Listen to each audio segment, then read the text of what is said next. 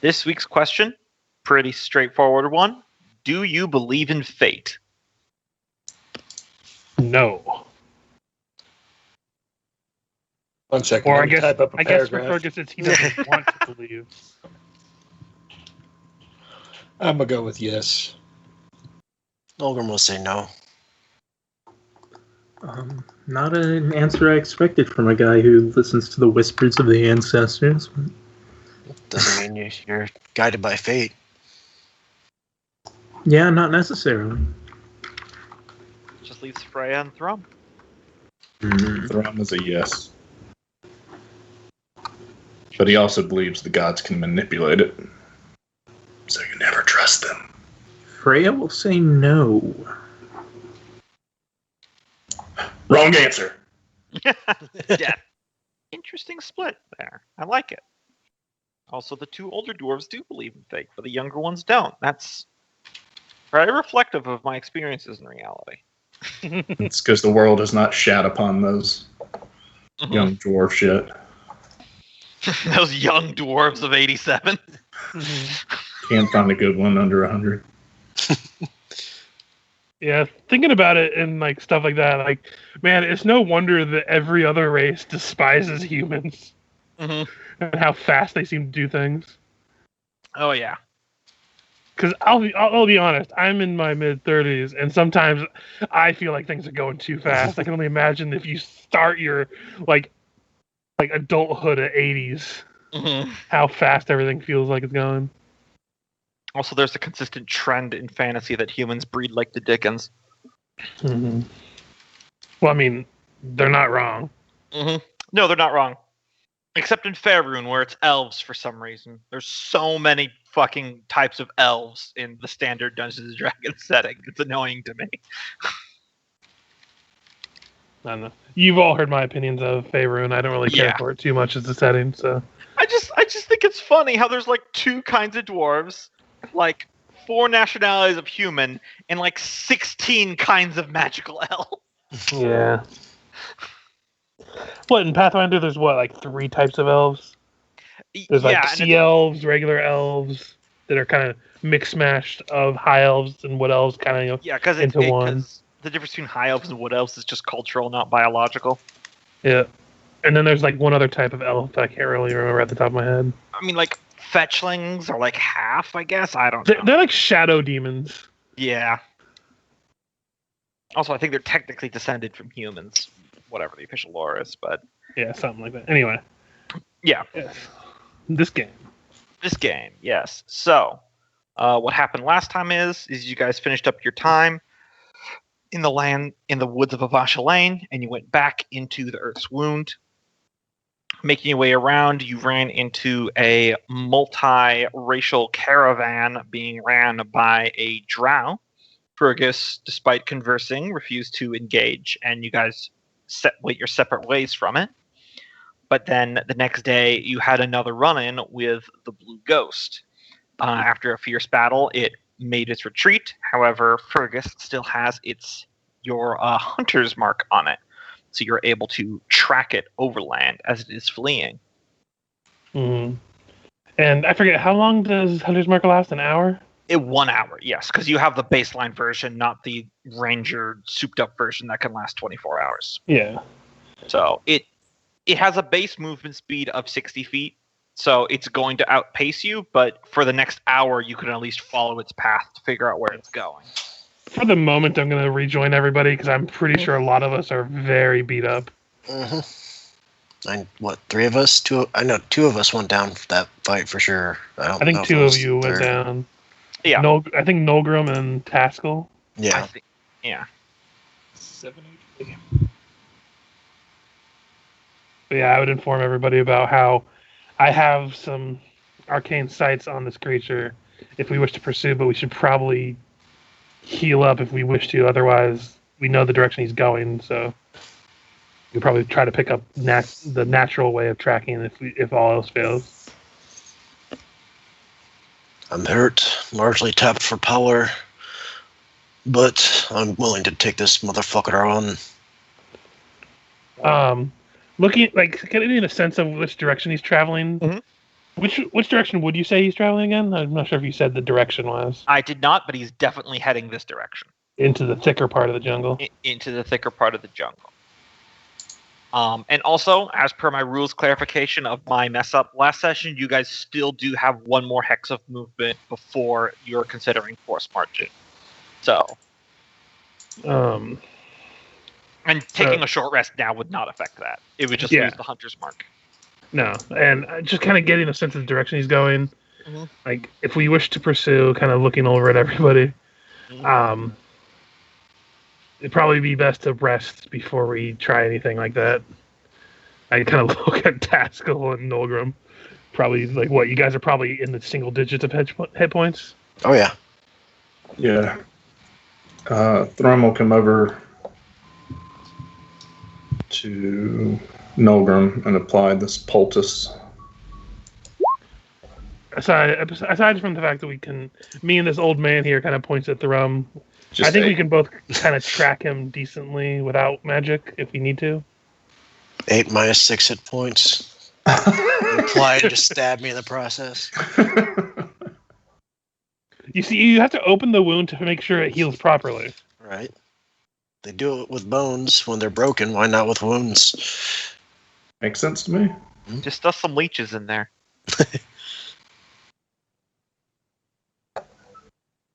I just want a bag of leeches I throw at people. Gross. I had a character who threw bees from a bag. That was fun. See, the problem is you're bleeding out the good blood. You need to bleed out the bad blood. So we'll open up this wound here. This dirty thing out of the swamp will definitely help you. Yeah, it's funny because leeches don't help, but maggots actually do. Mm-hmm. Anywho, you guys taking a short rest? Yeah, I think so. Okay. No one's disagreeing with me, so I think they found that. Do we at least want to try to take some advantage and try to at least pursue it until we get an idea of where it's going, if it's not closing on it? I think it might be best for y'all to rest up, and then we can try and pick it up. Very well. From what we've seen, this is definitely the deepest part of the jungle, so its lair is probably in there. I will kind of keep out the next hour, like with the direction the thing is pulling me, in case it tries to do a quick roundabout or anything to try to take us off the trail. Actually, I'm trying to recall. Wasn't the first time it attacked us here? It was. Yeah, we were actually really close. Yeah, it was. I've been rolling randomly, and it's amazingly convenient. So How close you guys were to it. That seems to follow. It seems to be radiating around the thickest portion. Okay.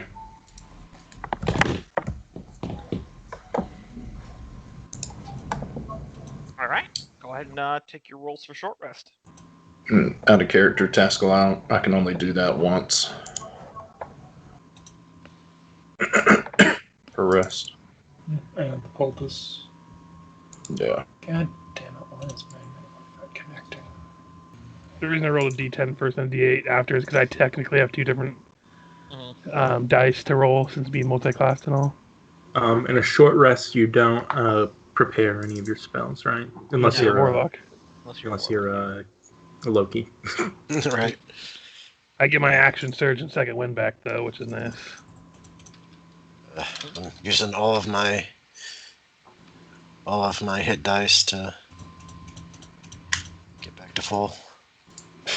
Ooh, Taskill's having a good day. Mm-hmm. You get at least half? No. Nope. That's when you're rolling on level up. These short rest rolls, you take what you get. This is basically out-of-pocket healing, so... Yeah, exactly. And leaves 3 from max. I don't know that that'll make a difference.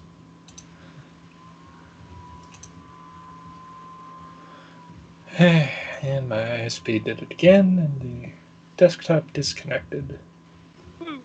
But yeah, also keep in mind, any hit dice you use, you get half of your max back every long rest, so... Like, since we're level 6 now, you would get 3 hit dice back at a long rest if you were down that. Just let me know when you guys are good and done. I'm good. I think we're prepared to... Oi, Thrum, you want to help me track this thing? Yep. I'll give you advantage. Well, what's your survival? You might be better to take the lead. I have a +4. Same. Okay, so I'll just take the advantage then. Alright. Because I also have my fancy superiority thing that I can add to it. Yeah. Oof. I'll roll the d8. 11. 11. Okay, so you head into the dense jungle. To remind you its effects, it takes 3 days of travel per dense jungle hex. You can perform a DC 16 survival or a DC 20 strength check to reduce 2 days per hex. But that survival that you just did was for tracking the blue ghost. Thanks to the hunter's mark, you are aware that it is most likely fled to some place in this hex, but you have lost the trail after the hour of short rest. Miku does release spores, and he offers the insight, as he is known as Miku the Hunter, so he has some experience in these, that if the beast is wounded, it is most likely fleeing back to its den, wherever that may be. If we can locate the den, we might be able to trap it there so it cannot keep evading us like it has. We just need to re-pick up its trail here. Do you want to split into 2 bands? That doesn't seem like a smart idea with how hard this thing hits. Well, I mean, again, it's just to find its trail. And once we find it, we can write to the other to reconvene. I don't know. That seems a little too risky with this beast. Considering he can go invisible and he snuck up and nearly killed our most heavily armored person with like very ease. True enough. Also, he seems hesitant to attack us when we're in a group, so not hesitant, but more cautious. But as Miku brought up, it's wounded. It might be fleeing and trying to lick its wounds.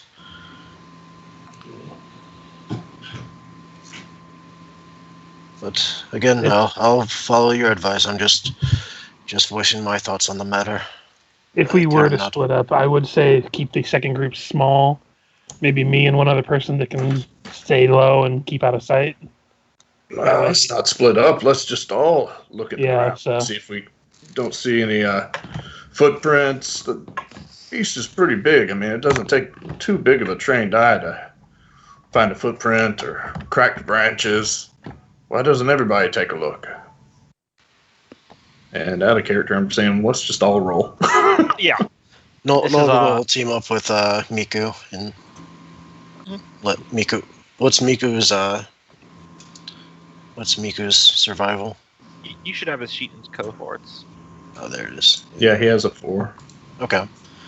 Ivy will give advantage to somebody else. Nolgrim's only got a 2. I'm actually going to say have Ivy can't give advantage because she's not a wilderness expert. Fair enough. Nolgrim has it trained, or as a proficient skill, but he only has 2 that of was it. for Miku. So, Taskill, it's up to you. Well, Taskill and Freya. So everyone's rolling, I take it? I guess. Well, how about it? This'll take you the rest of your day. There we go. The old man always knows how to. Well, after he got killed, he really wanted to hunt this thing down, apparently. Mm-hmm. Well, kind of did. Freya, wilderness expert, as usual. Yeah, you all kind of like fan out, but still within close earshot of each other through this dense jungle. I'll say you all taking a survival check to track is meaning that you're not doing it to lower the travel time through the dense jungle, because that kind of seems to be mutually exclusive. Taskill. Does that apply with the ability to ignore difficult terrain? No, the dense jungle is something special. Okay. Just because it's very physically dense. It's like you can't. I don't consider a wall difficult terrain. So an impassable clump of trees would still just be considered a wall. Is how makes sense. Also, it's really just for like overland travel. If we got into a combat map here, it'd be the same thing. So, Taskill, you're fanning out and you're looking around. You feel your foot go kasploosh into a puddle, and you look down, and it is one of the back larger prints of a back leg of the blue ghost. You bend down to examine it. You're no expert woodsman, but what you do notice is that near the section where the blue ghost's nails would have dug into the dirt, there's some gray, like stone dust, like some sediment. You do know stonework quite well, so you're able to look at that, and you're able to determine that it's most likely rock from the wall of the Earth's Wound, meaning that if it has a den, it's probably along the wall here in this hex. Probably one of those natural caves that you guys saw a bunch of on your way down. Hey, Thrum. Look at this. He's gonna have to thinking it has a cave somewhere along the wall. That makes a lot of sense. Creature would want to be protected from as many sides as it can when it's sleeping. So I guess our next job is to hack our way there. Can we, other than that puddle he stepped in, do we see any other footprints? Can we follow a track or? Yeah, there's a few with that 21. There's a few other tracks that you can follow. On the next day, you guys will be able to reach the far side of the cave wall, and then I'll be requiring another survival from someone to see if you can identify which cave it is. Because as you guys knew for when you came over, there's like a bunch of them, so it's not a matter of finding a cave; it's a matter of finding the right one. Gotcha. So I will move us along to the next day here, day 67. If whoever's leading the party could give me either a survival check or a flat strength check to kind of either navigate or hack through the dense jungle. Did you say navigate or what? Let me do strength. Yeah, I'll say sure. He's up front. Do I have a... What did you say the choices were? A DC 16 survival or a DC 20 strength. Oof, DC I've got 20 strength. Oof. I've got a +7 on strength. And I will allow if someone else... Well, wait, is that your strength saving throw or your strength roll? Because I'm not sure if this is a strength saving throw. It's a strength roll, not a strength save. Oh, never mind. Yeah, survival's definitely better. Yeah, there's a little key difference there. Mm. Would it be an athletics check? Or just flat strength? Just flat strength. Okay. Because it's one of those things where I would imagine survival is you using like the natural contour of the jungle, like little creeks and stuff like that to find, Sure. looser foliage. And strength is literally just you doing like a jungle explorer. You got your blade out and you're just hacking through the foliage, and it's just a matter of your arms not wanting to fall off. Can I give advantage to... I forgot which one you are. Fergis again? Yeah, I'll do it. Okay. Nice. 19. That passes DC 16, so you're all good. With Fergis and Thrum working together, you're able to lead the band through the jungle, and you're able to reach the back wall where there's a bunch of caves. So go ahead and somebody give me another survival. This will be at a reduced DC because you guys already know what you're looking for. You're not just like any sign. You're like, which one of these caves is its den? Should I do it again since I had Yeah. that special? Yeah. Am I just doing a flat roll, or can someone assist me with this? I'll give you advantage. Well, I was actually, that's no, Gombo, you is can, okay. you can have A buddy. Aye. And then just in case, I'll roll a d8. So, 22. the 17 was enough, but the 22 will get you a little bit more information. You are able to identify the tracks leading to a rather sizable cave. With that 22, because it only was DC 15 to determine that which one was the Blue Ghost Slayer, with that 22, you're able to see a few fresh claw scrapings on the stone, leads you to believe that the ghost is not here right now. Which means you have the run of the place. Only one set of tracks. Yes, only one set. Definitely a good place to set a trap if we can mask our presence there and wait for it to come back. Mm-hmm. Be good to get the jump on it this time around. Here, I'll set your tokens on the map, and then I'll move you guys over to it.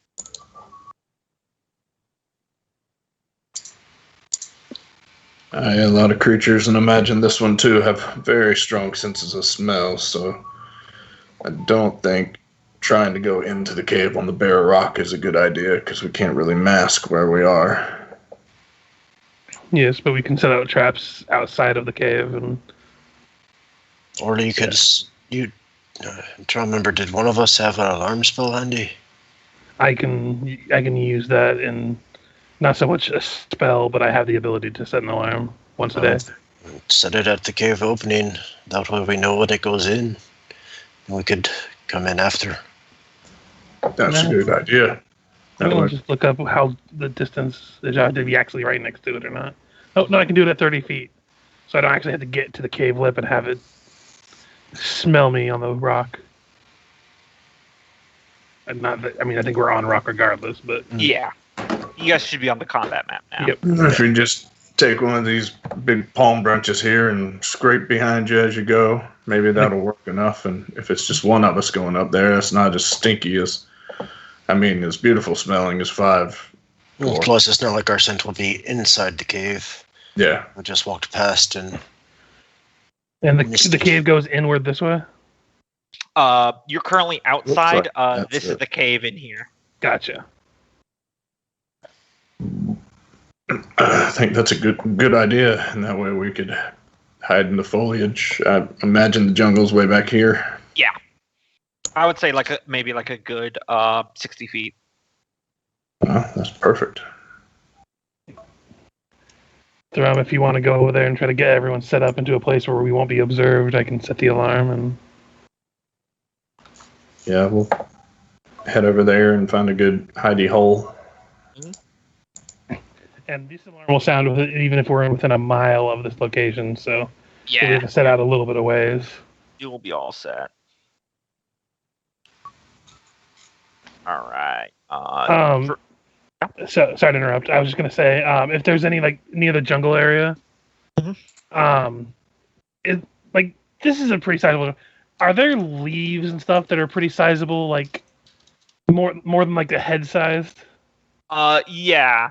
Though not every plant is this large, there are definitely big leaves the size of your torso.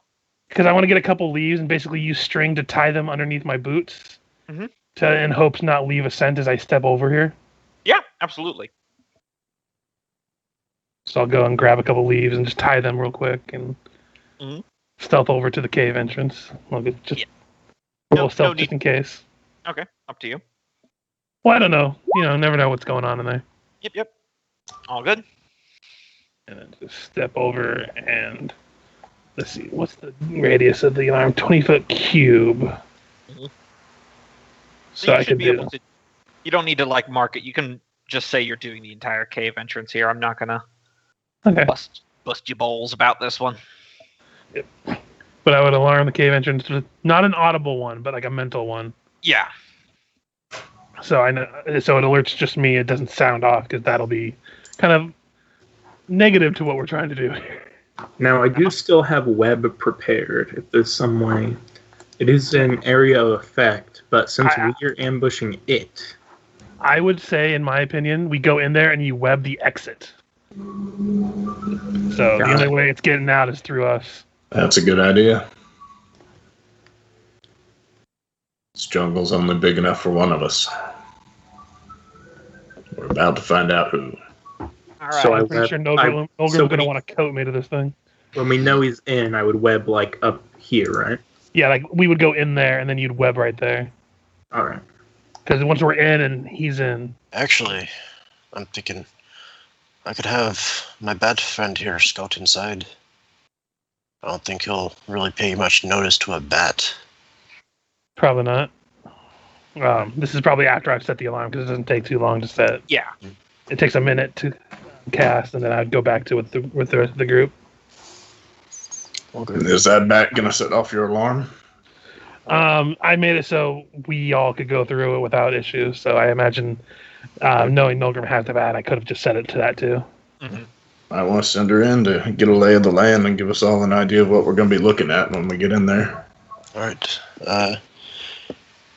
Again, my senses, my sight, and hearing will be in the bat when I do this. So if something was to say jump out at us, somebody give me a nice hearty shake. And with that, he'll drop his senses into the bed and send it off into the cave. Okay. One nostril for careful, 2 for get the fuck out of your bed. Since I have explore mode on this map currently, what I'm just going to do is I'm going to manually move Nolgrim's token. Mm-hmm. And Loki, you can just use your little pointer tool to point where you want to go next. Okay. I imagine the bat isn't going to do like a grid search, so just general vagueness. Yeah, so first straight towards the opening. Go straight back.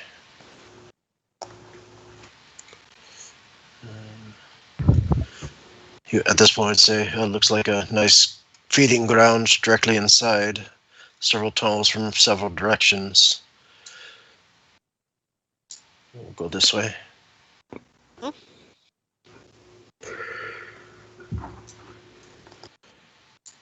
and I do have to set to update on token drop. But yeah, I do. Okay, cool. Go this way. I think I found its nest. It's the fodder back to the right. And we'll leave back here. Up and around. Down here. This way. This way? Directly down. Yeah, there was a little lag on my end. Yeah. And we'll do a straight across. Oh, what's that? It looks like it's like a tiny narrow gap in the fissure.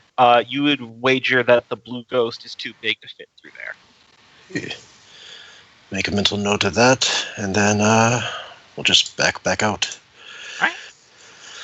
So, good news and bad news, fellas. It's a pretty straightforward cave, but has several side chambers that all loop around in the back, so it clearly seems to be a kill box in the center who could dance out and attack from whatever direction it so desires. No. Maybe that web would be better off somewhere else then. No. Either way, the web will be helpful once you get it in there and we can target it with it. And I did notice a small chamber that looked like the blue ghost would be hard-pressed to get into if we want to try to... if we need a breakout emergency bail, but can't make our way to the exit. So, yeah, then definitely web the exit, and then we've got a place where we can hide. Mm-hmm.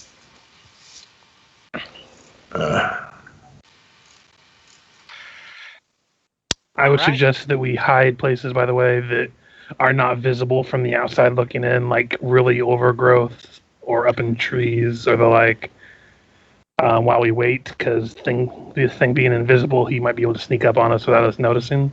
I would definitely say that since you got a couple hours for this, you guys can all take stealth checks at advantage. Yeah. I'll roll for Ivy too, since she's going to be around here. I'm not sure if we're going to bring her to fight or not. 18 for her. Oh shit! Yep. The blue ghost is rolling up on a motorcycle. He got in touch with the biker Mikes from Mars. Yeah, I was about to say a biker Mike's from Mars. All right. So, looks like Fergis, Nolgrim, Ivy, and Thrum are extremely well hidden. Freya's got a pretty nice hiding spot. I think we're just missing Taskill. And, what is it? Miku? Yeah. Guess I'll hide with Thrum. I think you still got to roll, though, Kenneth. Yeah, you still roll. You just have advantage on it. Yes, everyone gets advantage. Yeah, Miku's good. Oh, that's the survival. Can I help cover him up? Sure. Give me another flat stealth roll. Once again, this is largely because you guys have like hours. Yeah. Right, Also, I'm that's pretty right. sure we're all perceptive enough to notice how badly stealthy was. Yeah, So, so I'm rerolling. No, Thrum, give me a stealth roll. Okay. Okay. Then you'll just kind of get the difference.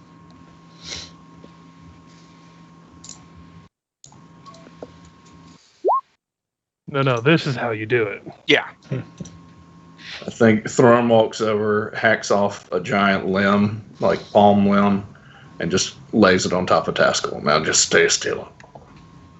So Taskill's lying face down in the mud. I mean, like, a big fern limb. A green canvas, not like a tree limb.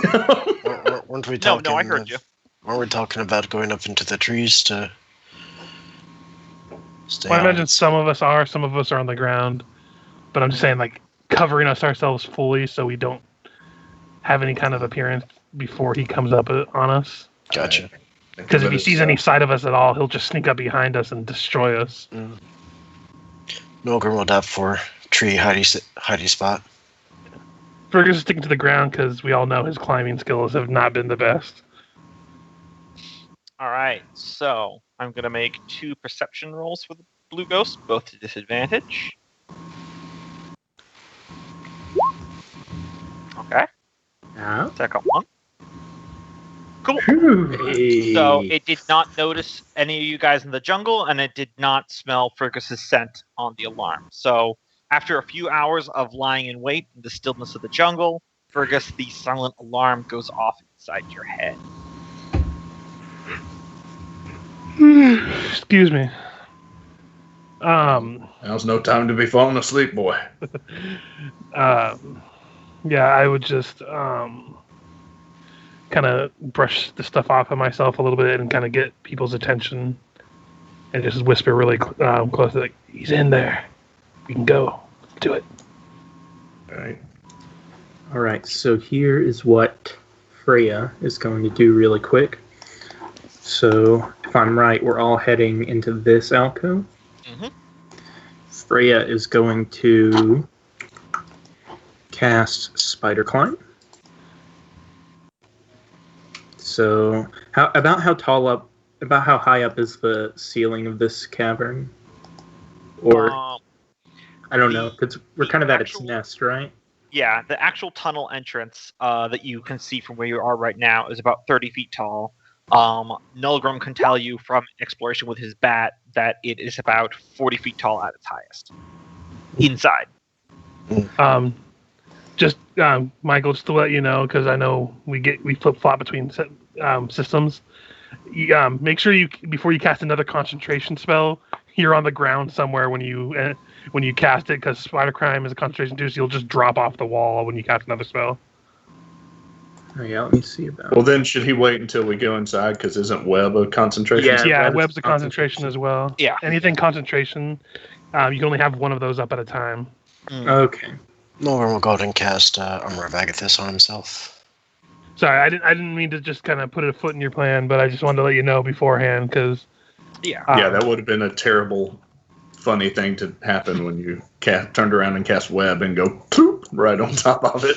we kind of played fast and loose last time you did web, because you did like 3 different webs, which technically it only can do one at a time, but we were new to the system still. Oh yeah. Also, for frame of reference, since it is a new day, you guys probably have had a long rest, so you can take that into consideration. Well, I couldn't have done 3 different webs. Probably 2, because that's how many. Something like that. Like whenever we were going down the hole, I remember. I forgot about it till after the fact, but I didn't want to make it an issue because it was pretty cool. Yeah. No, it was cool and everything. I just going forward, we probably should try to get the rules right. Yeah. All right. So currently, I'm mage armoring up because it just gives me extra AC and for 8 hours. What do you want cohort wise? I mean, you guys could just go do it yourself, and they could watch the other side of the cave entrance if that's what you want. I mean, I'm fine with Ivy that. does a lot of damage.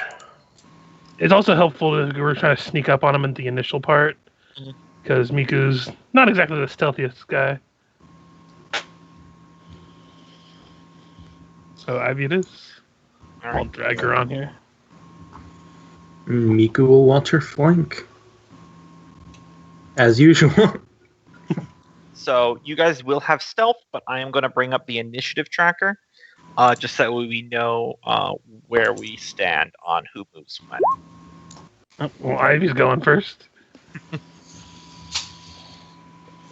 Hard to know. Ivy. All right, lass. Don't get too excited. Oh boy, here I go killing again. I like to meet new and interesting creatures and kill them.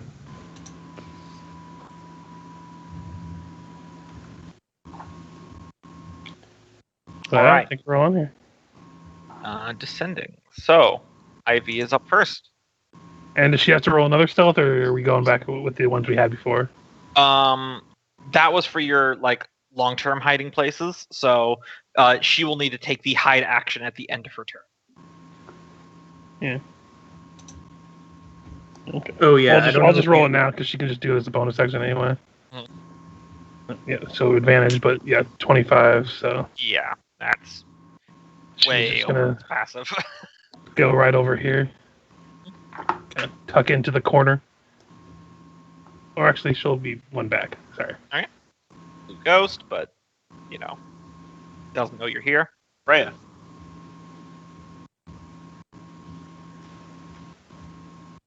We're wanting to stealth up for the first part of this, right? I believe that was the plan. Yeah, that's what we're trying to do. So otherwise, it's not Yeah. gonna try to burst out and something.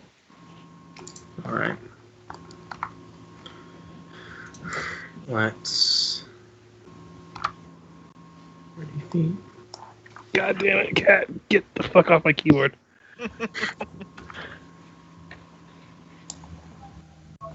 And I'll say you only have to roll a stealth once you enter the cave, because currently you're all outside. So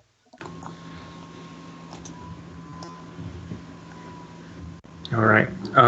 In that case, then I will move my second half of my movement up to the lip of the cave here, and have the Steel Defender walk right up next to me.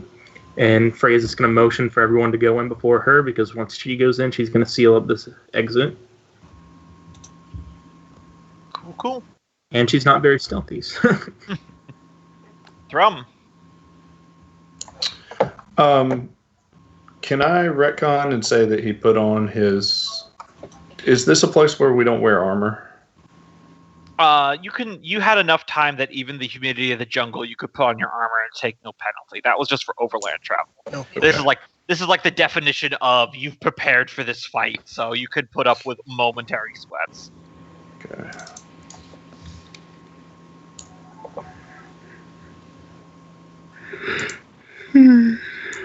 Alright. Sorry, I'm so yawny today. It's okay. It happens. Alright, what's our movement speed? 25 25. feet.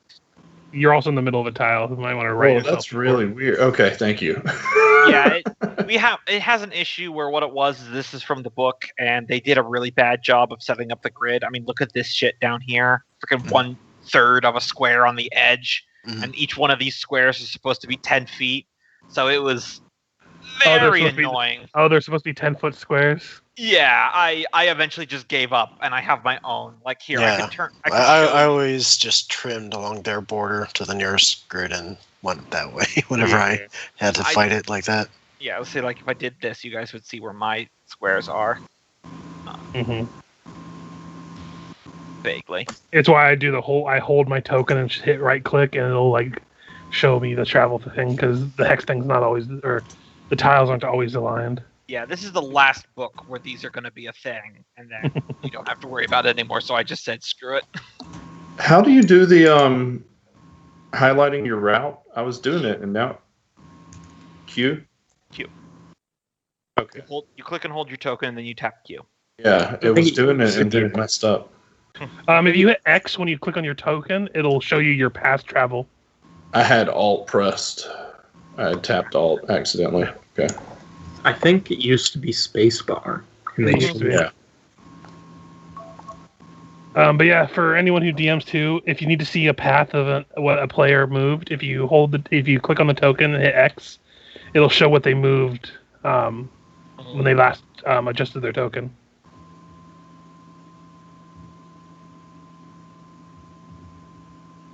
Cool. Is that your turn, Thrum? Yeah.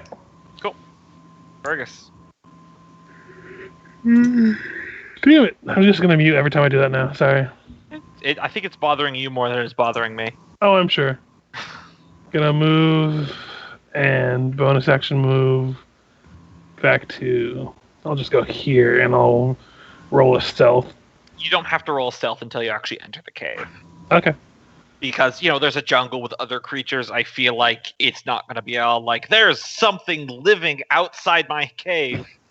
Well, then instead, I'm going to use my action to pull out a bottle of oil or a flask of oil. You old damn parakeets, get off my lawn.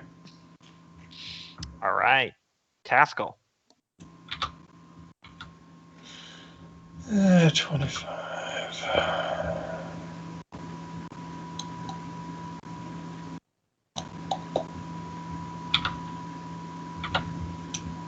Does that count as in the cave, or Nope, you're good. that's a double move? So I'm curious, did everyone see what I was revealing to Loki, or was that just Just Loki. Okay, cool. I'm still learning how exploration mode works. Anywho, Nolgrim. Walk around the follow suit. Move up with the others. Here, and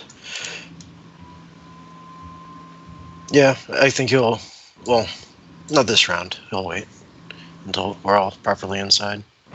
Okay. That's Ivy then. Probably going to delay because I don't think she wants to be the first one in. Okay. I imagine Freya is also delaying, not wanting to be the first one in. Yep. Freya would Thrum. probably delay until after Nolgrim. Good. I'll just move your turn order then. Because Freya wants to be the last one in. Yeah, makes total sense. We go into the cave. Pork is in the cave. Farewell and adieu to you fair dwarven ladies. Save the singing until after we kill the thing. Or when you're dying, either way. Look back at. He's gonna look at Nolgrim and point over to the right side and questioningly, because I think this is the one he can't get through. You do see from where you're standing, Thrum, you see all the bones and stuff up here. It looks Yep. like it's a bunch of dinosaur bones with a few very old-looking humanoid bones, and some of that red actually looks like crushed iron and other steel of perhaps past prey, kind of embedded into the stone and the dirt there. Cutting across there would give disadvantage on stealth. Oh, so I had advantage here. No, you didn't. You either have advantage or disadvantage, right? There's no middle ground. Yeah.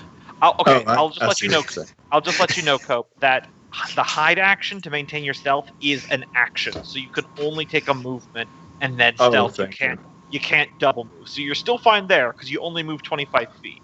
Gotcha. Okay, then he Yeah, will- rogues are just fancy like that. That's because sneaking's their deal. You're good. That's well, technically it shouldn't have been an advantage, but either 22 Yep. or 18 would have passed, so you're good. Yeah, I have to unclick it. Fergus. And he's gonna get ready with his pike just automatically. Oh yeah, you get one free object interaction to pull stuff out, so you're good. And then I'll use my action to kind of tuck into this corner and then roll my stealth as my bonus.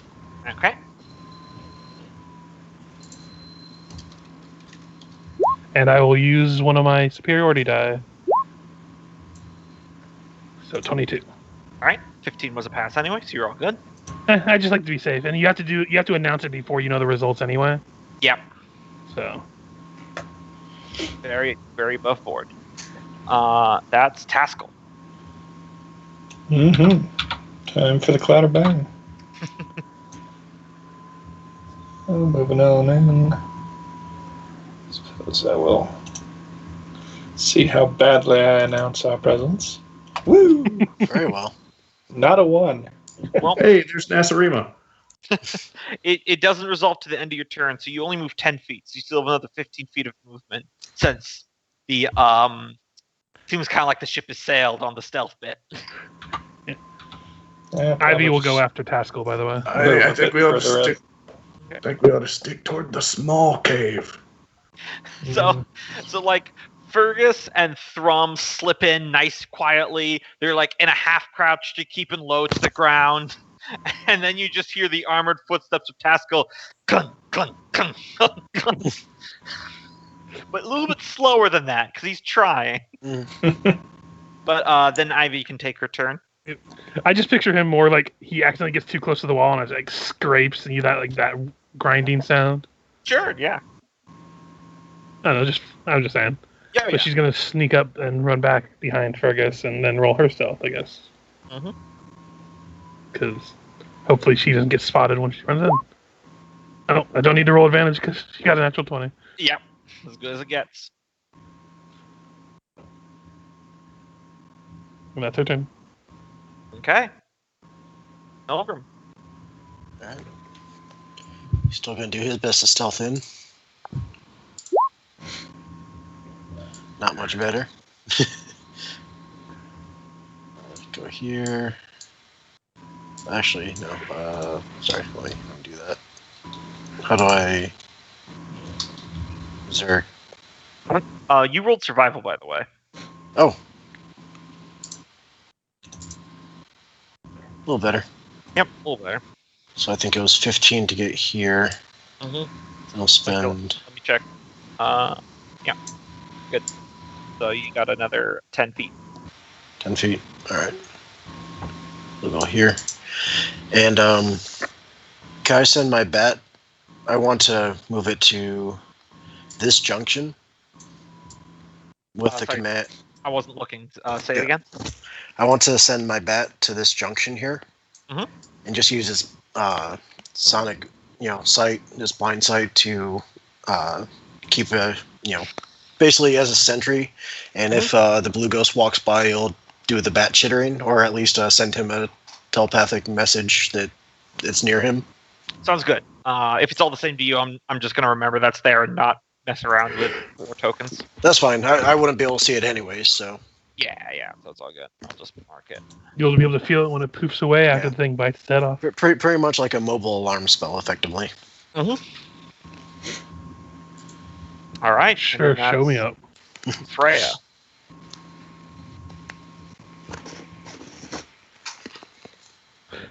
Speaking of bad stealth, cook one. Right. Well, I feel like at this point you're all kind of aware that Taskill has screwed the pooch on that one. So it's up to you what you guys want to do because Freya can't cast a spell and stealth at the same turn. Yeah. And I don't think I'm gonna try. So let's work out this logistically with the size of the web. I think it's a 20-foot. Should is that? Oh, I can't see who that is. I thought Steel that was Defender. Ivy for a second. Okay, never mind. No, I think Ivy is everyone's over in, this right? way. Yep. Yeah. Everyone's in. Aside from you and the Defender. So let's look over here at. I'm just gonna click on it. I haven't cast it yet, Yep, no problem. so we can see the effect. So it's a 20-foot cube. So putting that. Like, realistically, like for like the cave entrance is 30 feet tall, but you could do it like where it's like 3 feet on the top or bottom, which would effectively block a large creature. So that's not going to be an issue. Yeah. And it looks like the best place to put it would be right here, because if I put it up here, I think I would. Well, with a cube, you could do it like all that, like this area right here, and still, after you get in, I mean, Oh, yeah. because it's not just the line. So, as our stealth has been miffed a little bit.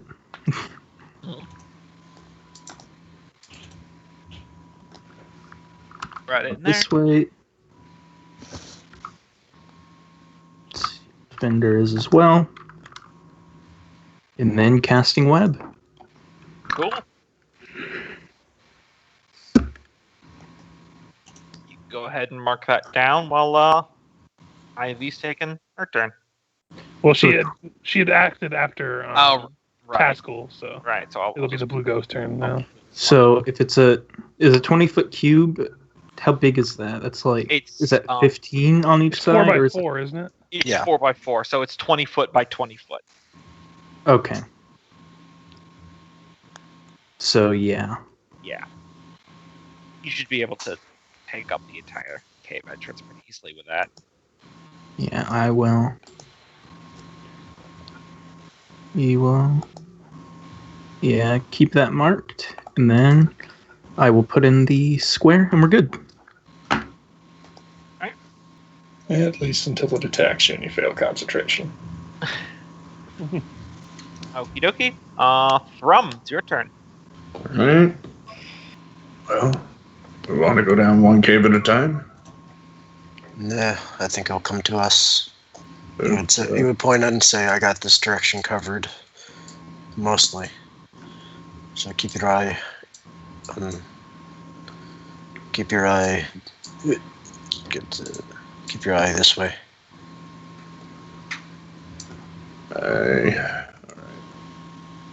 Alright. Here? No, here. And go large. And ready and attack. Alright. Come out wherever you are.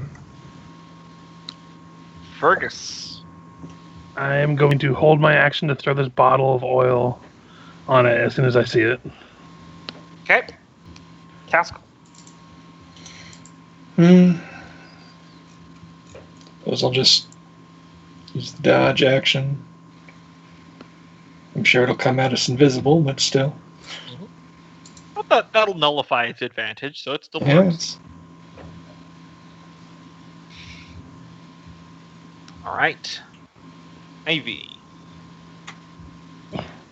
She, trying to play it smart, is going to go in between everybody Okay. and just hold an arrow until she sees something. Nolgrim. I think Nolgrim will stay where he's at and just do the dodge action as well. Okay. Freya. All right. Let's see. All right. Well, it could be invisible. In fact, it's rather likely. So if it's not able to go invisible in its own base, intent, maybe. That'd be a weird weakness. It's got a Or maybe it can't turn invisible all the time. It's got to recharge or something. Who knows? So what's the plan? Are we walking up? Are we waiting for it? I say we go dinosaur hunting. All right. Not too far, though. I can't go very fast. Maybe form a skirmish line in case we bump into him. I'm confident he'll be coming for us, but all right. Here, kitty, kitty, kitty. So, now using the Steel Defender strategically, it can give a deflection to either of us, depending on who's attacked. Correct the move. Is that your turn? Yep. Alright. Nolgrim, you get a signal from your bat. Nolgrim will that way and can't point. It's coming from this way, so it might be coming from you, Fergis, or from directly north. Lovely. Anyone who wants to can use their action to perform a spot check, which is a perception against its stealth, which I've already rolled.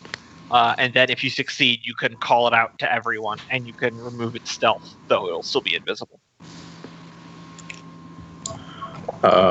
What'd you say there, Nolgrim? Which way? Either north or right behind Fergus. Gulp. Yeah. I don't know how far Thrum could see, so because I could see the entire battle map. I can see all the. I think we all have the same vision, right?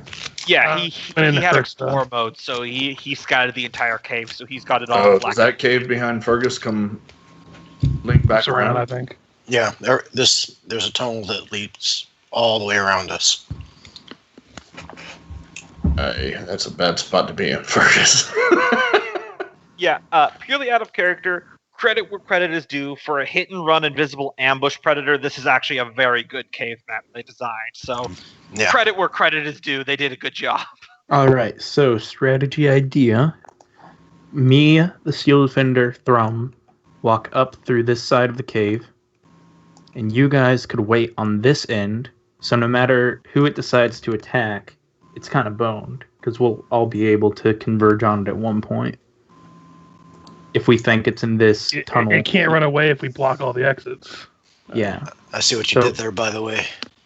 You're standing up, pile of bones. If Fergus, Taskill, Nolgrim stay here, All right. I'll make you smaller. Thrum, Freya, Steel Defender go forward. He's gonna ready an action with his pike.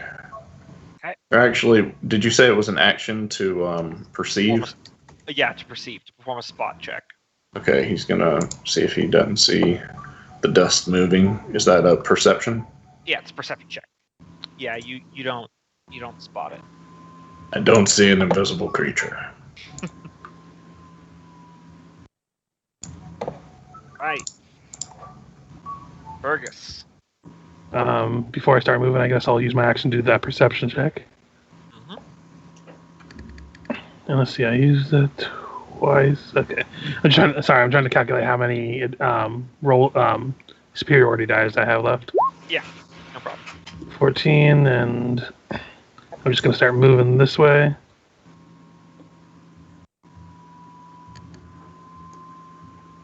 I'm gonna stop right here, Cool. and that's all you can do. Taskill.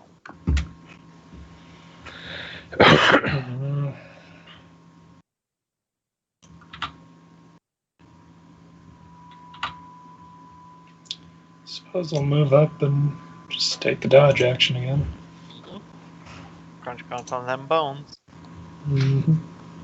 Hopefully it will do the same if it tries to get at me.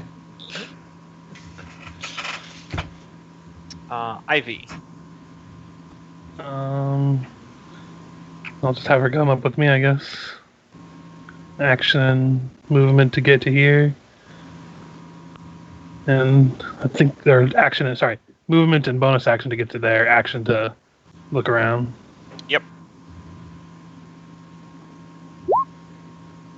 Yep, still not.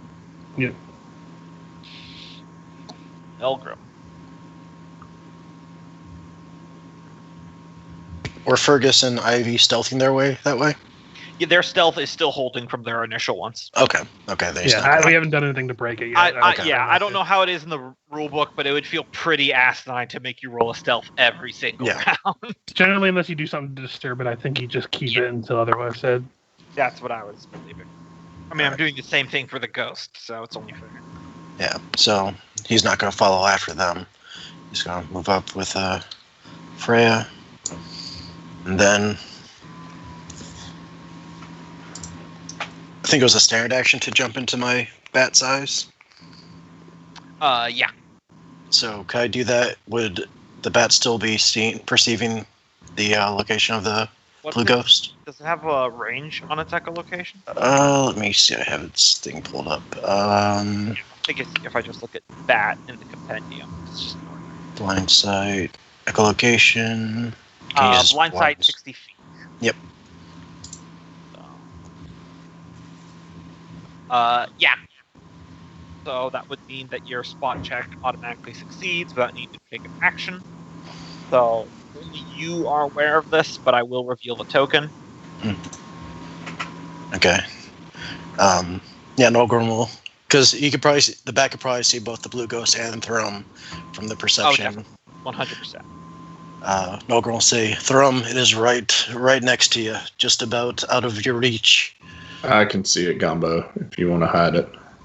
No, it's the point. No, he pointed it out to you so you can see it, but it's still invisible, so you'll still take the penalties to attack. Yeah, you'll have disadvantage on attacks, but it's a weird kind of like loophole, but they specify it in the rule book that there's being invisible means you're unseen, not unheard or unfelt, and you have to perform a stealth for the other half of it. So like Thrum is aware of its location, but it doesn't mean it's going to be easy to hit. Yeah.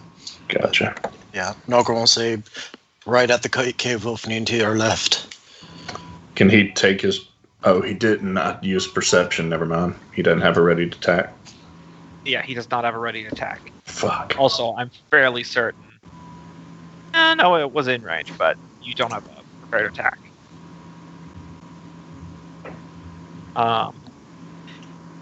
Also, it doesn't look like it's even remotely aware of the bat, because it's a smart predator, but I feel like magical bat senses going to a dwarf is something that its animal mind would just not be able to comprehend. Right. It's an ant in a battlefield. Yeah. Who gives a shit?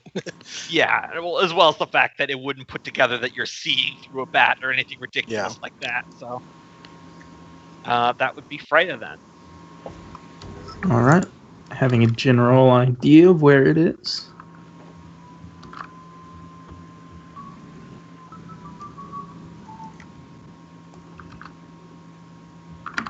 Going in for the kill. Yes, sir. She runs into it. With my axe. Just goes in windmilling. Disadvantage, because it's still invisible. Battle axe. 2. Oh. I swamp the music. Cancel. Okay. Always have to pee at the worst times. Plus 1. Disadvantage. That will miss. I believe you still have another battle axe attack, and then you steel defender. Yep.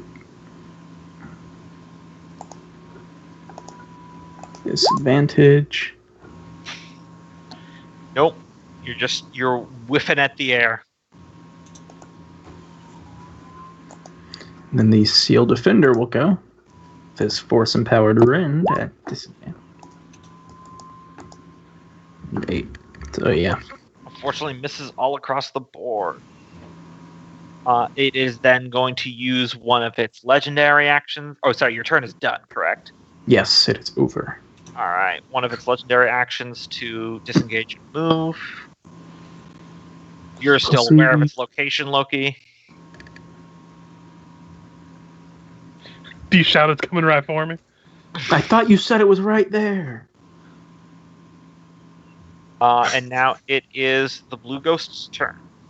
It is going to move up on Fergus. Its first, let's see. Hits with the claw. So yeah, its first claw attack is going to be at advantage. Again, Okay. I realized I was muted. So it detected Fergus because Nolgrim did shout out that Fergus was it coming went for him. back down. It went back into the tunnel, and then it went south towards Fergus. Yeah, and Nolgrim Yeah. would have shouted that. And stealth doesn't really work if you're standing right in the open, so Yeah. no matter how stealth I was, if I'm standing right here. Fair. To be fair, it wasn't aware of you when it went around a corner. But Although, to be fair, Nivy Ivy got a natural 20, so I maybe would she's hiding say behind me. it does not know that Ivy is there. Yeah. So here's the claw. 25. Oh, yeah. So you take 18 slashing. Give me a strength saving throw or be knocked prone. Yeah, I forgot to say this. I'm not going to use it. So you're knocked prone. It gets a bonus action bite attack because you got knocked prone. This will be an advantage because you were prone. 14. 14 will miss. All right, so then it's normal bite attack. 19. 19 would hit, but I'm going to use my reaction to add a D8 to it. Awesome. So that'll add that to my AC, so that'll miss. Okay, and then it's tail attack. 21. That will hit. 9 bludgeoning. Thankfully, its tail attack is its lowest damaging attack. So yeah, it comes. It's no longer invisible now because it attacked, but it came straight at you and it bowls you over, and you take a savage cut. But you I'd imagine you raise your weapon to block its bite. But then it whaps you. But then it's their turn. So it's Thrum now. Thrum, get in there and block that corridor. We can box it in. There's a junction right there. Alright, he's going to step right there and go bonus action, go large. And he can see it now. It's no longer invisible. Right, and he is going to.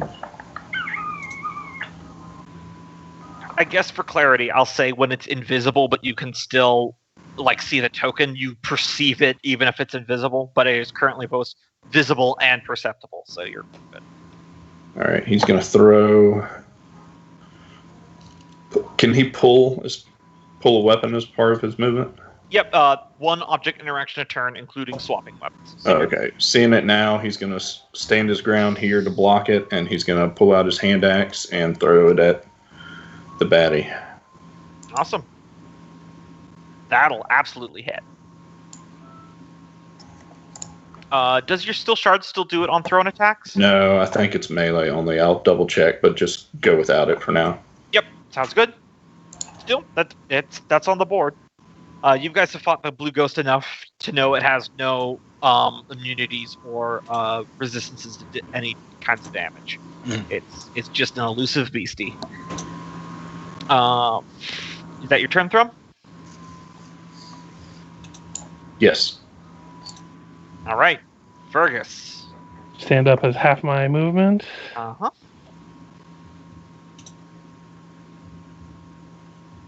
I'm going to step to here. Mm-hmm. I'm going to try to smash that bottle of oil on it. Awesome. So that just be a flat attack roll. Yeah, flat ranged attack roll. I guess. I mean, I'm dex either way. I'm in melee, so I can just smash it over it. Yep. Yeah. I was gonna say, well, it's probably finesse either way. Yeah. So I'll just use my mithril dagger so it doesn't have any modifiers to it. 12. That does not hit. Damn it. You do hit the ground by its feet, though, as it leaps backwards.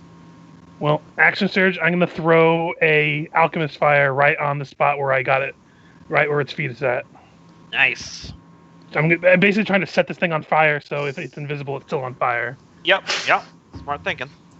So would that be another attack roll, or am I just aiming at the ground? I would say you're aiming at the ground, literally directly in front of you. I'm not gonna bust your balls about it, so it hits. Okay. So, what's the damage on alchemist fire? Is it 2d6? I believe so. Let me check the compendium real quick, because I feel like it'll be a little bit more because you're mixing it with oil.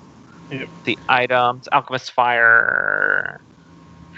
While you're doing that, I'm going to bonus action healing wind. So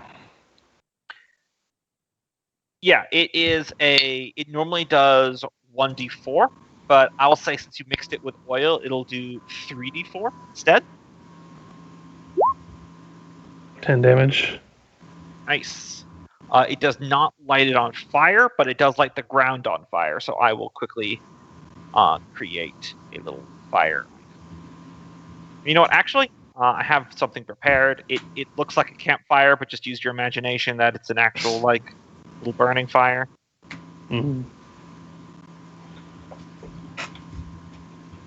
Because it produces light and everything. There we go. To the back. There we go. Yeah, but then I had used my bonus action to Healing Wind, healed myself for 12, and then that'll be my turn. All right. It will use its last legendary action for this round to move back this direction and become invisible again, but it is blocked by Thrum on this side. And that doesn't provoke, right? It does not provoke. Gotcha. Taskill, your turn. Yeah, moving up. And seeing that it is not here anymore. Just yelling that it ran past us. And being aggressive. Nice. It's a double move though, so. You're not going to use your spiritual weapon? Well, I don't see it. You can perceive it though, so you know where it is. Yeah, but you said that was a standard action. No, okay. The invisible condition does not mean that you don't know where it is. It just means you have disadvantage on attack rolls. I will make the token invisible when it performs the hide action to not be perceived by you, in addition to being invisible. It's moving invisible predator, So so you it's could more kind like of see more- its rough outlines. It's just Yes. It's like seeing Exactly. the Predator in the Predator movies. Yeah, Yeah, it's then, exactly yeah, like I just. Oh. it's a weird thing about how invisibility works in 5e, which it's like it makes the condition a little less OP. Mm-hmm. All right, cool. Disadvantage. OP is a bad turn of phrase, but 15 will hit. 11 force damage. Nice sizable bit there.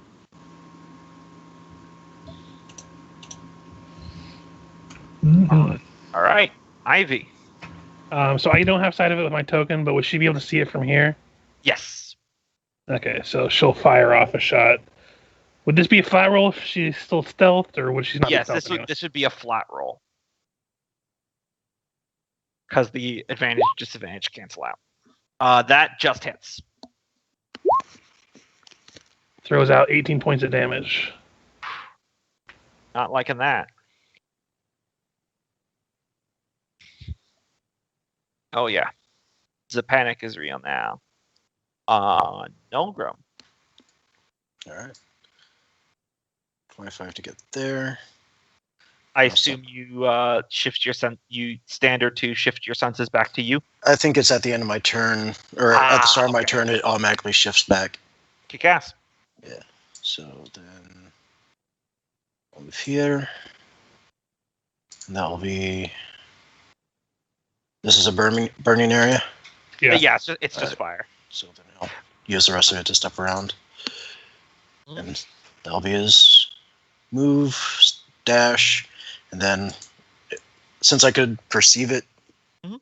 I'll go ahead and use my hex on him and say, "The time has finally come, beast. The debt is owed, and I collect today." Your hex blade, your grudge blade Yeah, hex. my grudge. Yeah, I'm sorry. Okay. Yeah. As you make that proclamation, only you see this. You see the faces of all the dwarven shades of the Blue Ghost's victims apparate through the cave walls all around you. And then for some reason, the Blue Ghost starts speaking in a very posh British accent. Didn't expect that. Sorry. Oh my, it seems I've been cornered. Freya. Alright, Freya's gonna come up this way. See what I see after 20 feet of movement. What's going on over here? Oh, that's the location of Loki's bat. I can just remove that now. Okay. That was just that way I remembered where it was. Can I even get into melee with it here? No. By definition, Thrum is completely blocking it. The cave is a little bit lower here, so he's basically occupying the entire cave. You could probably shoot a crossbow bolt in between his legs, but Just don't aim too high. Aim low. it's invisible, so it will be a disadvantage, but you can still attack it because you can perceive it. Alright, let me check something really quick. Avoid the stalactites. And did Fergus manage to light it on fire or no? Unfortunately, No, no. it is not, unfortunately. Okay. That would have been an excellent combo with the web. Oh, yeah. Alright. So, I'm gonna do a little bit of a risky move. It could be very good if I succeed. So I'm going to... My legs. Not like that, not like that. Well, I mean, it could go that way, but that's not why I think it's risky. Just get on with it, girl. Where? Right here. It's like tickling the inside of his thigh. Here. I don't know why it doesn't. Okay. Whatever. I am using Branding Smite on my crossbow. Okay, cool. At second level. Nice. So that'll do 6 extra damage if you hit. Yeah, if it does, I don't know. Because if you I- miss, you still retain it, so you don't expend it if you miss. So that's good news. Alright. That does mean web is gone, though. Mm-hmm. Yeah, that's why I said it was risky. But we do have this kind of blocked up at both ends, so I feel pretty confident in this. Like, it can try to move through the area where Fergus and everyone is, because they're not completely blocking the tunnel, but it'll get so many AOs. Mhm.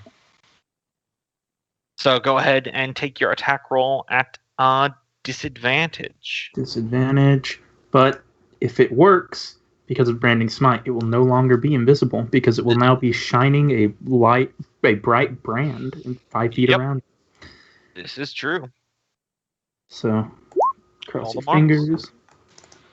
Ooh, just barely misses. Good Yeah. news, though, is that actually, you still have a second attack. All right. You get 2 attacks, so you still have a second attack, and you have Branding Smite until you hit. So Here we go. 19. that does hit. So roll damage, and then I'll take the 6 extra radiant damage. 12, 6 on top, and he's glowing. Ooh, nice. So that's a sweet 18 damage. Its invisibility is gone as these, I guess, maybe amber dwarven runes appear floating above its body, and it produces 10 feet of light. So I'll just add that or 5 feet of light because I'm just having fun with dynamic lighting. You all can see it anyway. You got dark vision. There you are.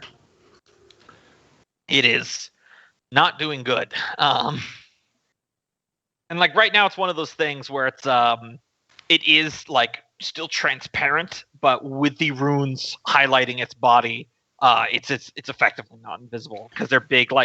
It's like a Shadow of Colossus style stab here target.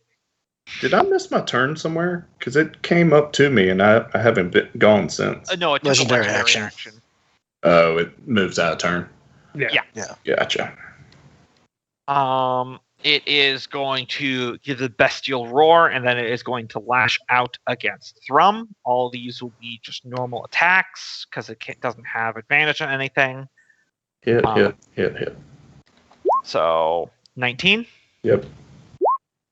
This 19 piercing damage. Claw 26. Yep. 17 slashing. Tail Yep. Oh, Jesus. 16 bludgeoning. All right, so he gets to use his temporary hit points on the first one, and then he's going to use his reaction to do a parry. Do I have a button for that? Maybe it does it in there. No. Nope. Thought I had a parry hotkey somewhere. All right, so.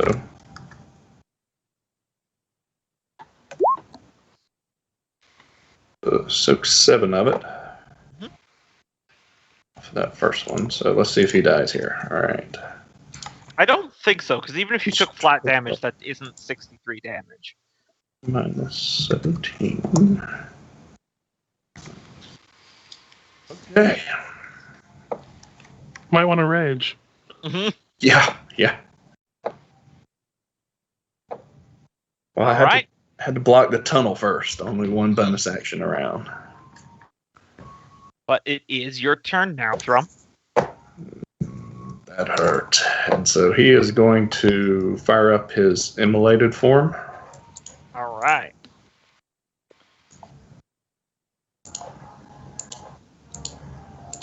Now it's my turn. And he is going to... He's going to grapple this motherfucker. Absolutely. I suppose athletics. He has Nice. advantage since he's raging. Yep. I mean, it's beefy. It puts up hell of a fight, but you're more than a match. Imagine the flames coming off his arms kind of disturb the little creature. All right, so here we go. He's got shards grapple damage because he does a 1d4 on grapple and his immolated fire. So 19 damage. Nice. Then on his second attack, how does pinned work again? I can shove him to the ground. Yeah, you perform the shove maneuver, which is another opposed athletics, or it could use acrobatics, but its athletics is higher. And if you succeed, you can either shift it 5 feet or knock it prone. And then if it's both prone and grappled, it cannot stand. Can I punch it while it's grappled? Because Yeah, you could take an attack action instead of the shove one if you just want to punch it. Yes. yeah, I'm just going to punch him in the face. Yeah, that'll just be. I imagine that needs to be one-handed, though. Yeah, I would argue that. That'll hit though. So it shouldn't be an advantage. It shouldn't be advantage, but your your first roll was a 17, so it's fine. Okay.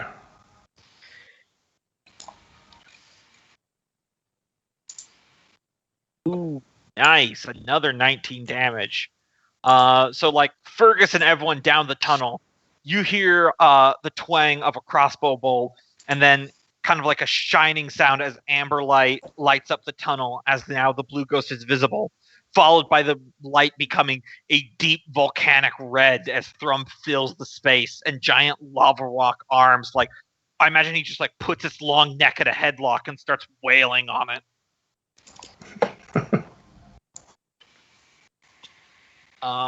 Fergus.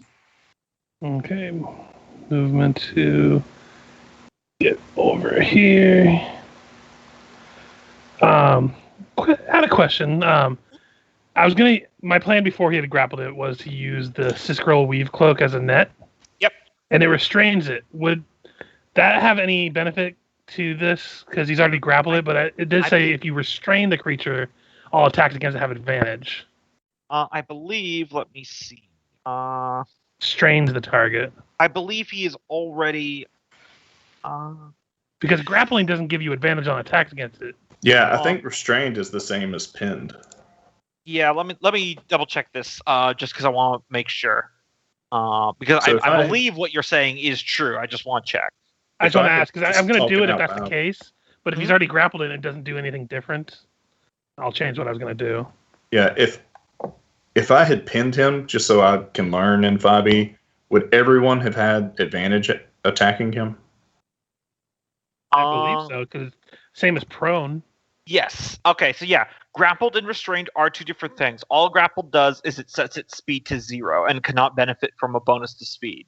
So throwing the net on it would then restrain it, giving everyone advantage and it disadvantage. So yes, you can absolutely layer this thing. Bonus action, I pull out my cloak and I whip it into a net and I fling it, and I'm going to make an attack roll.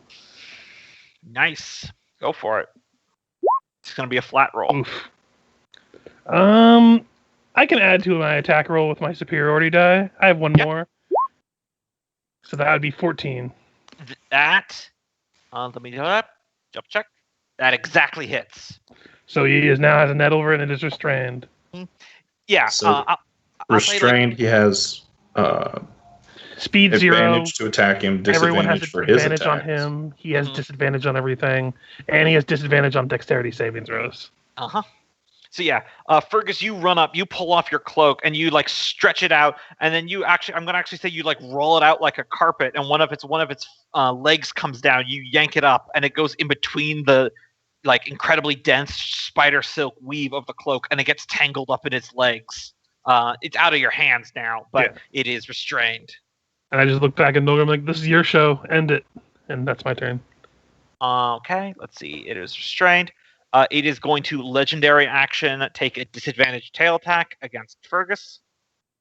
As you would. Let me just double check to make sure you actually are in range. Yes, you are. Otherwise, it would have been Thrum. But it goes wide. Yep. Taskill.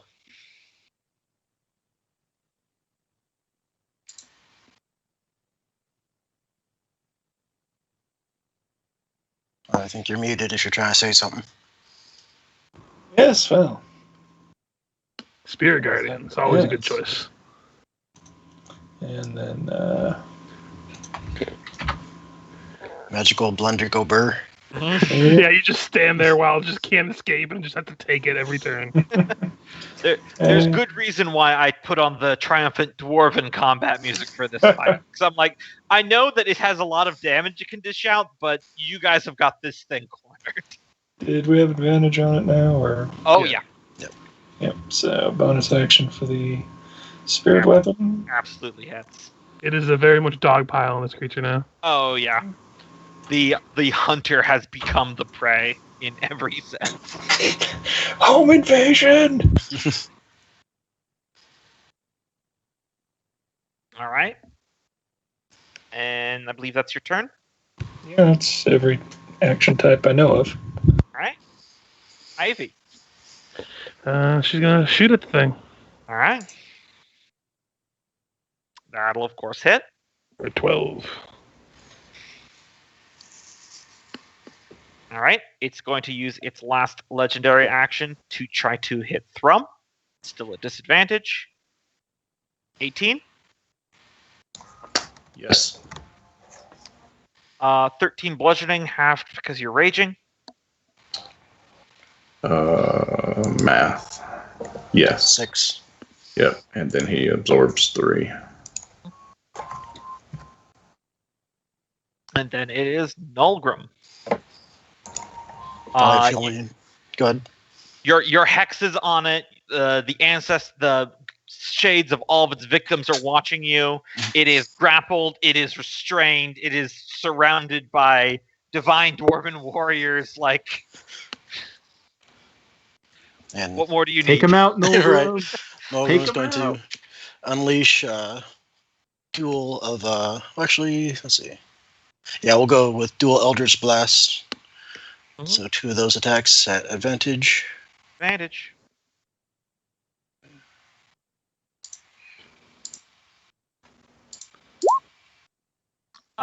Hit. So wait, double check. Okay, yeah, it's not a crit, but that is 17 points of damage. And the second one will also hit with another 8 points of damage. And then I'll use, for good measure, use, was it my, what is it? Can't find it. Have an invocation that allows me to deal 4 damage, psychic damage with my whoever's hexed Okay. So it just takes 4. Maddening Hex, that's the one. So yeah, it takes 4 additional damage. It is just crying out in pain as it's just withering underneath this just constant assault of attacks from everybody. And for a good measure, Nolgrim's going to move up and just get up in this thing's face. Mm.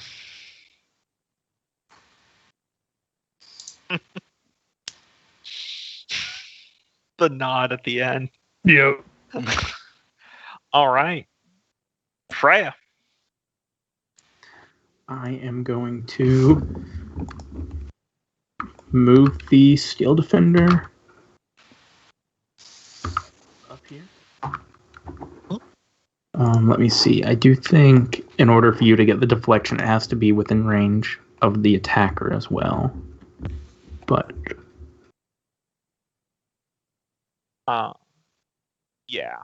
So the the positioning that you have is both your friend and your enemy here. But creature, you can see that is within 5. Yeah. So it would have to be within 5 feet of it, but so it doesn't get that. But I will keep it up here for good measure, and I will heal Thrum a little bit. nice. Heal the Ooh, thank tank.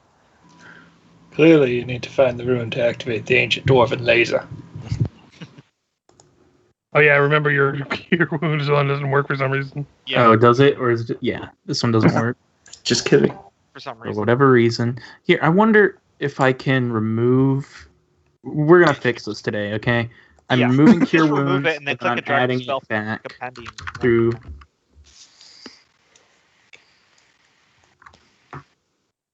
Okay. Oh yeah. I can't. I've used all my 2nd level spells, so I have to cast it at caster level 1. There we go. There we go. So you heal 6. Thank you, sir. Ma'am. Sir ma'am. And then it's the blue ghost. All right. He takes 10 fire damage at the beginning of my turn, or his turn. You mean 1d10? Yeah, 1d10. Yeah, I was gonna say, which might be 10, but I'm not gonna give you that as an automatic. That's still 8 damage, so it's not doing well. It's cooking. And Spirit Guardian, since it started its turn. Right. Wisdom saving throw. Yep. Not a disadvantage. 15. That'll make it if it's meat. So, yeah, Yep. save DC of 15. 6. That'll do it if it's made of meat. Yes. That was terrible. So yeah, it's not doing great. It is going to use its bite and claws on Thrum, who has a grapple, still disadvantage, and then it will tail attack Taskill as it's just randomly lashing out. So first the bite, 20. Yep. 15 piercing, claw, 10 will miss. And then against Taskill, here's the tail, 19. It's my AC. That will be 20 bludgeoning damage, and then you can give me a concentration. Mm-hmm. That's a Constitution save, or... Yeah. Yeah, it's a Constitution save, And you have to meet half the damage or 10, whichever's higher. which is 10. Basically 10. Yeah. Yep. Yeah. All right, so you lose your spiritual guardians, but you still have your spiritual weapon. Mhm. Because Do for you have some reason that one's Warcaster or not no? concentration. But then that's its turn. So Thrum. While he's going, I was just going to ask, Taskill, you don't have Warcaster feat, right? Nope. Okay. So I get advantage on it now, right? Oh yeah, everything's at advantage now. Okay. Except for him. Yeah.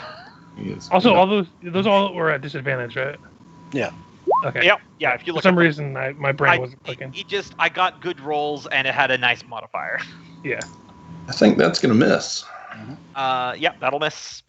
You One almost more try. attack with your grappling hand, but you have to regrab it before you swing. Yeah. But that 18 will hit. All right. 14 damage.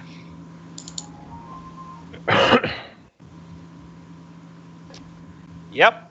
It's not having a good time. And that will be Fergus. How hurt is this thing looking? Like, is it like on death's door, or?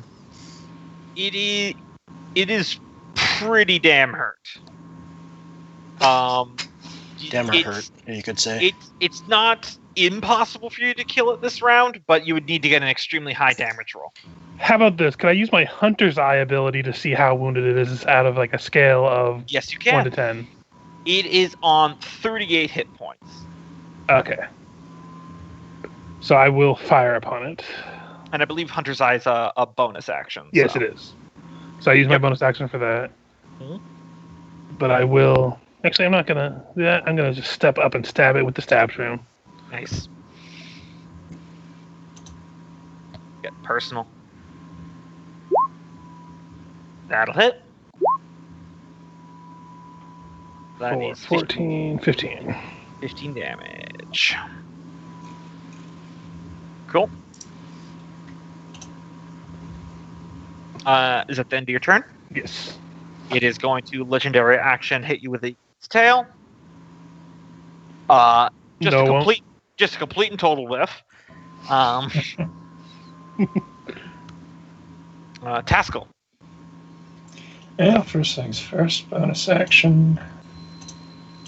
And advantage. And wow. That was rough. 1 and a 2. That's Lady Luck's way of just saying no. Yeah. Not double ones, but still. And Also, I think rules as written, you can occupy the same space as your spiritual weapon if you want to get in melee. yeah, that's I mean, it fine. floats. Yeah. You have it spiritual weapon attack, and then you grab it and swing it again as your attack. I mean, that is kind of epic to be. Yeah. Mhm. Yeah, that's probably the better play at this point. Hey. That'll definitely hit. Hey, every Bringing the little big bit helps. numbers. Oh, God damn it, now It's looking very, very wounded now. It's kicking, it's screaming, it's flailing about at the end of your turn. Yeah. All right. Ivy. She'll do her thing she does. That'll hit. For 15 more points. 15 more points. So if I've counted correctly, it has 4 hit points. Nolgrim, if you don't get this, It does. It only has 4 hit points. like everyone, all your We ancestors set- are just looking we at set you. this Fergus up is for just you, nodding to Nolgrim. you like the gift. It's all Well- you, Nat. Nolgrim's going to move back. Just kind of mocking it as he moves out of range if it wants to take an attack of opportunity. Yeah. 17. That'll hit. And then it'll take how much damage? It'll take 15 for the ice, and just for good measure, I'll hit it with a hellish rebuke for additional 4d10. Because if it's worth overkilling at this point, he wants to give it everything he's got. Yep. Hell yes. Damn, that's a high Plus roll. 3, so 21. I would have laughed my ass off if it had gotten a natural 20 and then enrolled like max damage and doubled and knocked Nolgrim out. Putting us both out. He You just goes like, sank my I'm a showboat. showboat, and he just gets grabbed around the middle by this jaw and slammed into the wall and goes down. But no, you turn the back to this thing, and it like base impulse lashes out with its jaws, and as its teeth seek into you, ice crawls up its entire head and neck before it just immediately bursts into searing white flame as the conflagration between hot and cold just roasts the thing to death, and it goes completely limp. And the blue ghost is dead. Man, he just ghosted us. Yeah, you don't think there's another one of them, do you? If we find an egg, I say we keep it and make it Blue Ghost 2 Electric Boogaloo. What's electric? Oh, like lightning. I got you. And with that, I am going to take a bio. So Sounds I good to me. feel like it's a good middle point for that. Yep, I think it is. Go get some water. I'll be right back.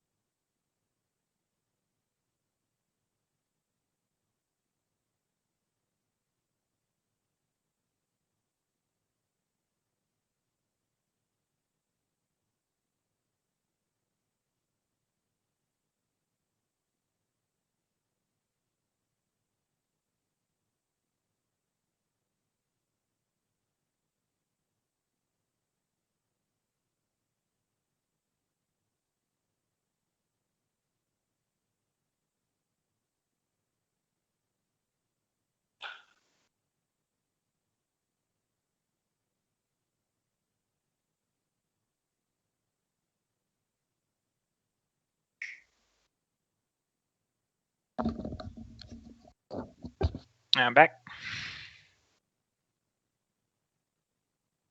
Yep.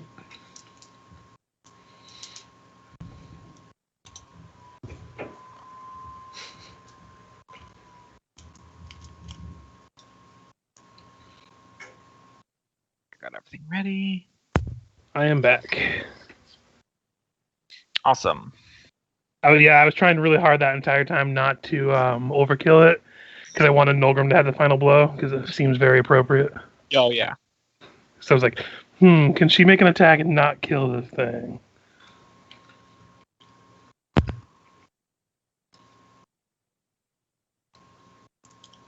You threaded that needle perfectly.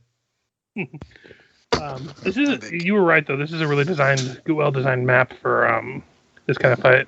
Oh, God, yeah.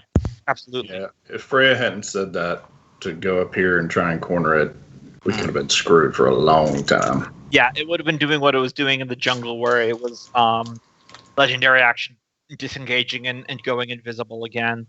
Yeah, Did you because it can go all up here, and I Mm-hmm. assume this is all connected. Yeah, it's all connected. Could you guys imagine, though, in Pathfinder, where it doesn't have legendary actions and it needs to take a standard action to disengage or become invisibility against a full party? The action Yeah. economy alone would just Yeah. drive it to the ground. Yeah.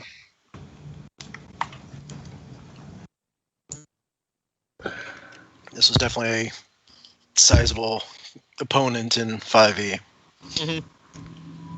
Yeah, I did decide when we do single bosses in Pathfinder now, I'm gonna have like a half turn on initiative 10 for like a second action for like a boss that's a single enemy, just so they have a little bit more action economy.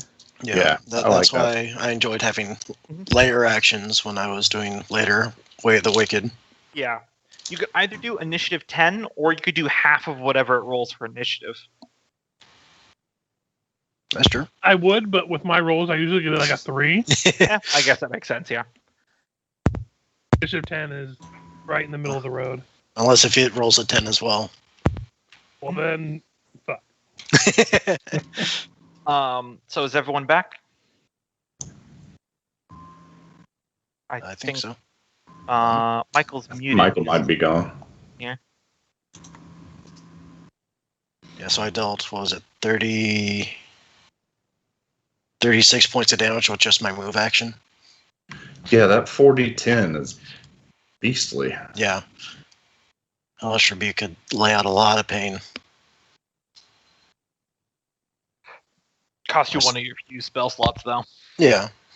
That and Armor of Agathis is just really good at any level. Yeah. Just like, go ahead, hit me, see what It's happens. temporary health and it's damage, so... Mm. Yeah, that's a neat combo. Yeah, I think. Just waiting for Michael then.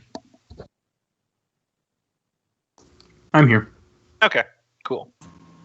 So, as everyone's catching their breath from the combat, two very important things happen almost immediately. First things first, Thrum, you're immolated for him for 2 rounds, so all the lava light on Thrum's rocky form immediately goes out, and he just falls forward and shatters, and there's just a very exhausted Thrum in the rock pile with 5 levels of exhaustion. Oof. Totally forgot about that. Just gonna go up to him and start kicking him. Yeah, I counted Cope, and you're lucky that That's you were awesome. in there for exactly 2 rounds. Well, let's call it 3 because he says you can be in for 2 consecutive rounds. Yeah, I counted the first round that you formed it. I'm not gonna force you to do 3 because that's do Constitution saving throw or die. So I feel like So he gets the exhaustion after 2 rounds. yeah. I thought he was safe for 2 rounds. Not that I was counting. So anyway, it works. Yep, it's all good. So he's a very tired dwarf, but he is still conscious. Nolgrim, as you're looking at the dead blue ghost upon the ground, you get the urge to mark something off in your book of grudges. You'll follow that urge. Yep. You pull out your quill, you flip to the page that has the entry of the blue ghost, and you get to confidently put a line through that entry as one of the many major grudges in your book of grudges has been settled.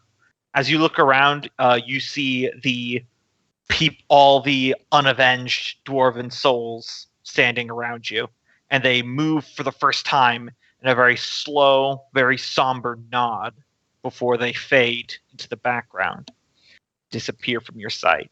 There are still a few dwarven shades that still are watching you, but their numbers have been reduced. And as you swell with some pride of having accomplished your goal, you feel your connection to the mantle of the Grudge Blade deepen, and I have a boon for you. What's that? If Nolgrim gets his power from the ancestors, but he's helping ancestors pass on, does that mean when we reach 20th level, he goes down to a first level fighter?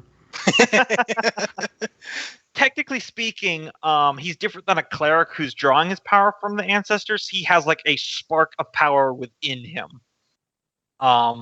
So he's like his own personal battery. I always like the roleplay aspect of the idea that technically warlocks have the power of a level 20 warlock at level 1, but they just don't know how to use it, so they limit themselves so they don't hurt themselves.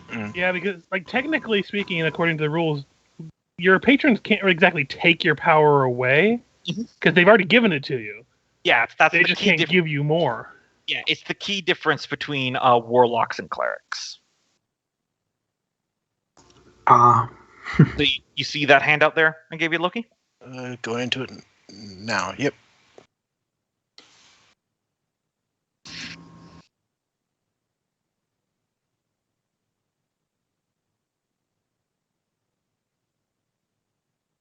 Have any questions about that, let me know, but it should be pretty straightforward.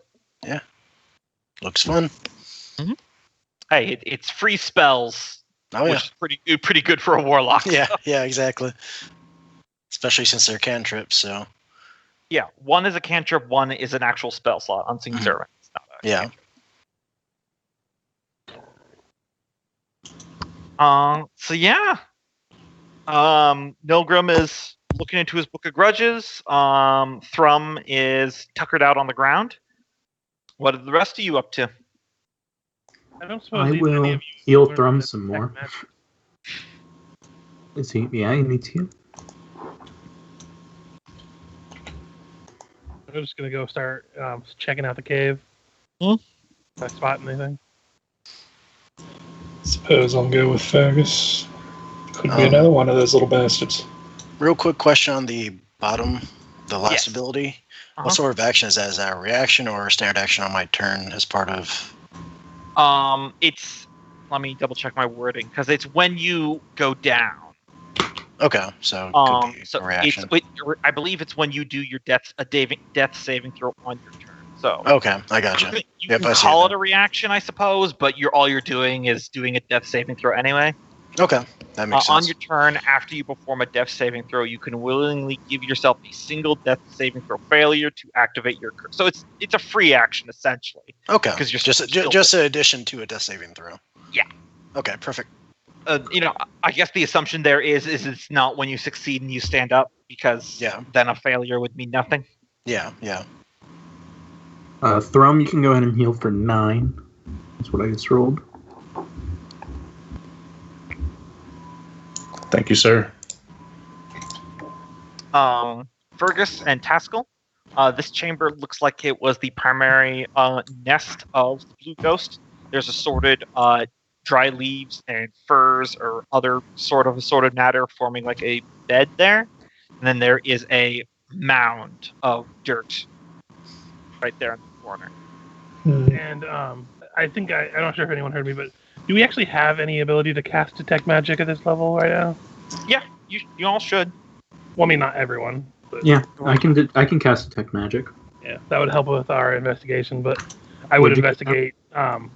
I would investigate the pile, the nest, and the pile of bones in the other room over the course of however long we do it. When the bat flew by this one, Gombo, was there anything in there, or was it just a... It looked like it was just a bear cave. Okay. Detect magic in here? Yeah. You are not picking up any magic in that room. Might want to check the bone pile, too. All right. But I'll roll an investigation on this. Mm-hmm. 1 second.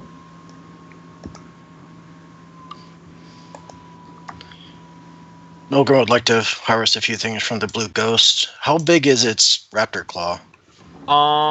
It is probably about the size of your face. Okay. Well, he'll try to take that, and he'll also take a tooth. It would seem like it would make a good beard bead. Yep. So a couple things we're doing. Fergus, what are you rolling right now? Those are investigations for in order nest, pile, and bones. Okay. I'll just get them out of the way now. So I'll do those real quick with you, and then I'll loop back to Nolgrim, because there's a couple things for Nolgrim. The nest itself seems like it's mostly just what I described. It's just where it slept. The pile of bones, not the pile of bones, the dirt pile. You have to dig under through it a little bit, but then you find what looks like the crumbled skeleton of another raptor close to the size of the Blue Ghost. With that investigation, which was a natural 1, you get no more information. Well, it was a natural 1 on my 1d4. Yeah. Oh, on your 1d4, gotcha. You would probably wager that maybe this was like a former mate of the Blue Ghost. The bones look quite old, so it must have died quite a while ago. Okay. And the 18 would be on the bone pile in the other room down here. Yeah, not a whole lot going there. It's mostly just crushed animal bones and such from traffic. You do find some dinosaur bones that have fared better and have actually become a little bit more fossilized. And you wager you could just do some light cleaning up, and you could probably sell them as maybe ivory, worth about maybe 4,000 gold pieces. Oh, damn. It'd be quite heavy to carry, but... Keep in mind for the future, because the chances of other things coming into this cave aren't very high. Yes. Fergus, correct me if I'm wrong, but if there was only one of these things, doesn't that mean that something or someone hunted the rest of them down? Because for such apex predators, I wouldn't expect there only to be one. Yeah, being there was the body of its mate, it could be possible that there on their way out because of scarcity of food, and there might be something bigger than it. Or divorce. Meanwhile, with Nolgrim, as you're sizing up its claws to see which one you want to cut off, you do notice on one of its 3-fingered taloned hands there is a smooth silver band wrapped around one of its fingers, slightly like it's like a ring that's too small for it, so it's slightly bedded into the flesh. Mm-hmm. It's got like little cracks in it. That goddamn wizard again. Right. Nolgrim will take that off and kind of point that out and say, anybody that can detect magic, if you've got a moment, I'm curious about this. You guys can go over there. The ring is magical. Well, then there you go. Was it to identify it, or does it require the identify spell? The identify spell, which or tuning to it. Or tuning to it. I believe Taskill has identify. Mm-hmm. It's a ritual, so you can just take 10 minutes. Mm-hmm. Would you mind checking this out while I continue to harvest some trophies from this thing? Hey. If you're not in a hurry, I can help you after I look around. Yeah. Since, Thrum is out of commission, he's not really going to be the best to help. Yeah, you just lean him up against the wall over there. Like, oh, you're falling down, and I kind of put my boot on his head and kind of push him back over. Earlier I typed that he laid down and he rolled up under one of the ledges to rest. Immediately went out. Yeah, so while Taskill is doing that ritual, you are able to get a claw and a tooth with no roll necessary, Nolgrim. Though as you and Fergis are inspecting it, you kind of get the feeling that its scales are really high quality. You might be able to make some specialized scale mail from it, or if you could find a suitable place, you might be able to actually make it into a magic item of your own creation using the scales. I'd definitely be up for... Well, at least harvest them for now and work on them later. Yeah, though, again, I'm decent at survival, but perhaps not the best to field dress. I do have one more extra die if you want me to do it, then I can roll that extra D8 on it. I'd appreciate it. I'll give you a hand, but I'll let you take point. Before you do anything, I actually have to quickly stand up for a moment. I'll be right back, but here is the handout for the ring. You guys should be able to see that. I'll be right back.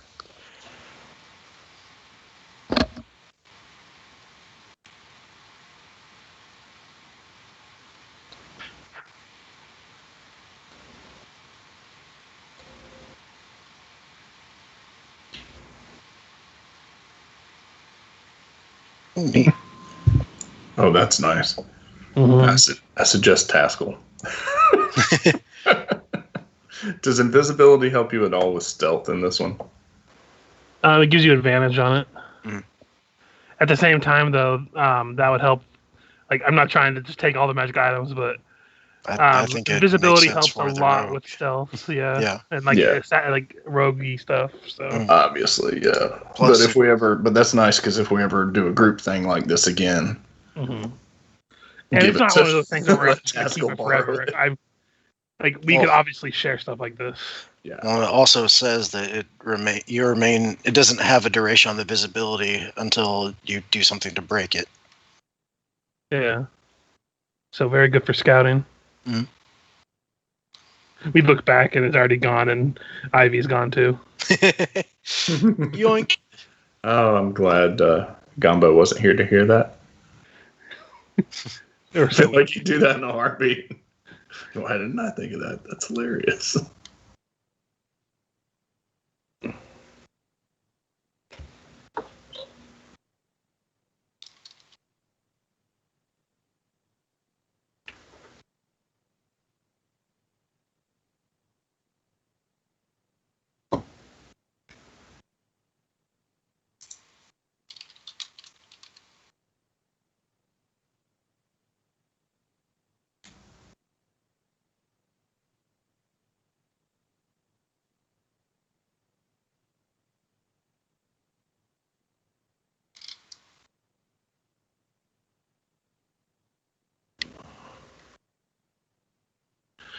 There's basically just half a chance that it doesn't regain any at all.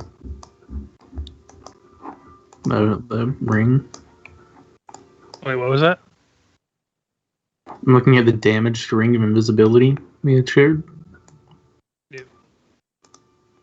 Yeah, it looks like it's regaining 1d2 -1 charges after a long rest.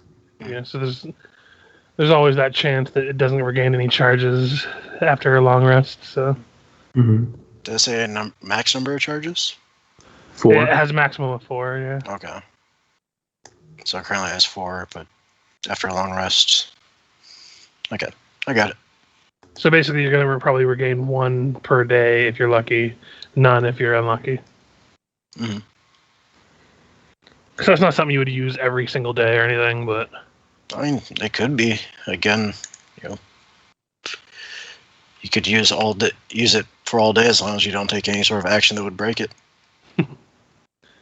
I just more meant like use it every day, as in there's gonna be days where it might not recharge, and then if you're out of Yeah, also, it might function like other magical items that if you use the last charge, there's a risk of it breaking. Because that's a common thing in 5e, that if you have charges, if you use the very last charge in it, you have to roll a d100, and on like a 20 or lower, it breaks. Gotcha. And I don't know about you, but I don't like to run them odds. No, especially for a ring like that.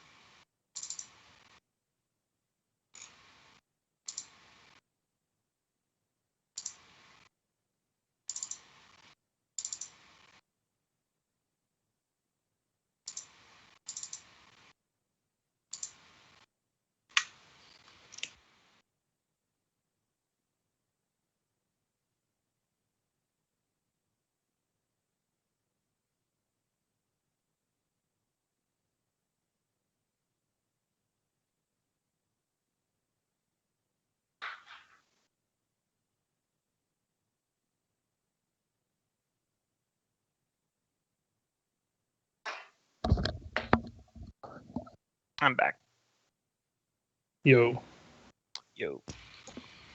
Welcome back, welcome back. Sorry for the hold up there. So you guys saw that handout, right? Yes. Yeah. It's very nice. So it's pretty safe to assume that's how the blue ghost was able to turn invisible. It somehow figured out how to activate a magical item. Clever girl. Or maybe its mate did, and then it killed it and took the ring. I mean, it looked like it was embedded into its skin, so probably not. I'm going with my idea. And it is damaged. That's why it has so few charges. Yeah, 4 charges, and then it recharges 1d2 -1, so there's a chance it doesn't recharge per day. Yep. Is 4 its max number of charges? Yes. Okay. It is, it is possible that maybe someday you guys could repair this ring. However, I will let you know an actual ring of invisibility is considered a legendary magical item. I feel like that's a little bit over your guys' skill ability. Yeah, just a bit. Just a tad. Ring goes on, ring goes off. But anyway, do you want me to do that survival roll now to see if we can harvest stuff from it? Yeah, the claw and the tooth, if Nolgrim's just looking for purely a visual aesthetic, I'm not going to require a roll, but if you want to harvest its scales. Yeah, Nolgrim will help assist with that. Oh, yeah. 23, that's almost a natural 20. Yeah, you take time, and you were able to get more than enough off for one suit of scale mail armor. You would wager, if you guys took some time, and with the input of both Freya and Taskill, you could make it into a suit of normal scale mail armor. However, it would not give disadvantage on stealth rolls, and it would be breathable enough that you would not be affected by the humidity of the jungle outside while wearing it. If you wanted to, you could try to make it into a magical item while you're making it. How I generally rule how magic item creation works is you need a base item. In this case, the scales of the blue ghost is more than sufficient. A extra ingredient, like a modifier. For example, just kind of spoon feeding this one to you guys to know in the future. One of those salt diamonds that Nolgrim has could act as a magical focus for a ambient magical energy. So you would then need to take it to the third and final thing you would need, which is a place of power. Areas that are naturally have a kind of ambient magic to it. This could be something like a forge that has been used by the same family for generations, so it has a kind of specialness to it. It could be a wizard's arcane workshop or something natural. You guys have encountered at least 2 places of power so far, that being the lichen pools on the Island of Seven Horns back in the fungal jungle, and the boneyard here in the Earth's Wound, where all the dinosaur ghosts were.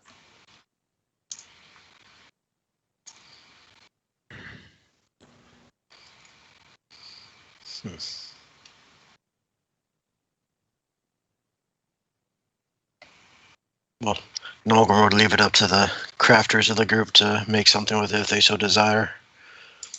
But I imagine we're staying here for the night since he looks comatose, he would say, nodding towards Thrum. Chicken curry. I wouldn't bet this tastes like chicken, but you could give it a shot. You would say, looking at the blue ghost. Yeah, that could probably make our dinner for the night is the blue ghost. Mm-hmm. A few nights after. But it could work. Make a stew. Mm-hmm. So yeah, you guys gonna long rest and call it a day here? Yeah, probably. It's not like there's going to be wild animals that are going to come into this territory right now. Yeah, it's true. Nolgrim, not knowing that the nest has been searched, would probably spend his watch searching through the nest. Mm-hmm. Do you want me to give a roll, or has that already been tapped out?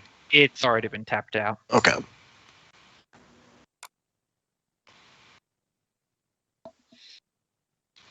Yeah. So congratulations, you've slayed the blue ghost. About time.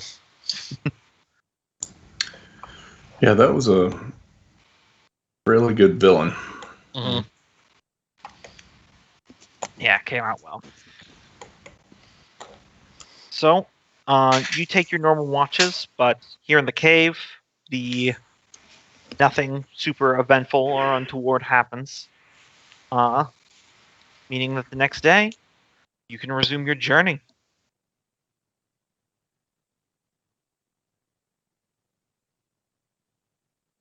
Are we going to continue to follow this wall then? Depends if we want to make a detour to try to craft this armor into something going back towards the boneyard. I'm fine with that, though I would vote to avoid the mosquito areas. Yeah, we can start uncovering some more of the map and go this Well, roundabout. I don't know much about crafting, but don't you need a forge? I mean, that helps, but I mean, I think you can do things otherwise. Especially being scales and all. So I missed that. Out of character, I thought Gombo said you needed a forge, a modifier, and then a magical place. You need a place of power, a base item, and then a modifier. Often, if you're crafting with magical metals and stuff, you need a forge. But in this case, You're using like Natural hide. natural hide and binding it with leather and some like metal clasps, which Taskill can easily make with his channel divinity. Cool. Oh, I think you said a magical place where, like, a forge that has been used by a family for a long time. You could have it. Okay, That's gotcha. my explanation how dwarves are able to craft so many magical items. It's not like they camp around unnatural places of power. It's just if you do something for 1,000 years, I believe that thing becomes special. Yeah. So yeah, if we can do 2 tiles a day now, it'll take us 2 days to get there. Because skipping this bug one, just going up 1, 2, and then 3. No, 4 technically. And how many hit dice do we get after a rest? Half of them back? Well, Yes. hit dice from a long rest is half, and then you fully heal. Okay. Your expendable hit die anyway. Yeah. But your maximum hit points is back to full. So Yeah. So after a long rest, you don't roll. You're just You're full. you're just at full. okay. But then anything you rolled, you get back half of what is your maximum. So, which we honestly haven't used hit die to heal for 2 days, so we should all be at maximum hit die. Oh, that's right. I forgot we rested before the fight. Yep.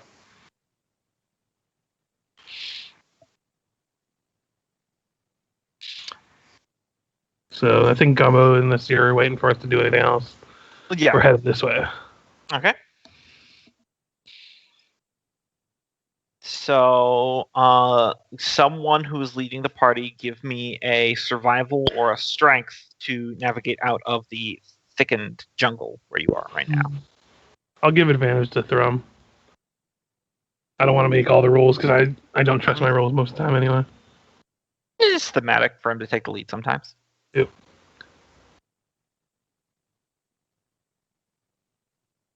We shall fly.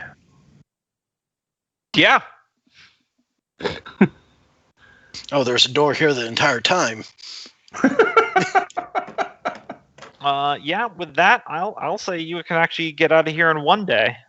So you are here now.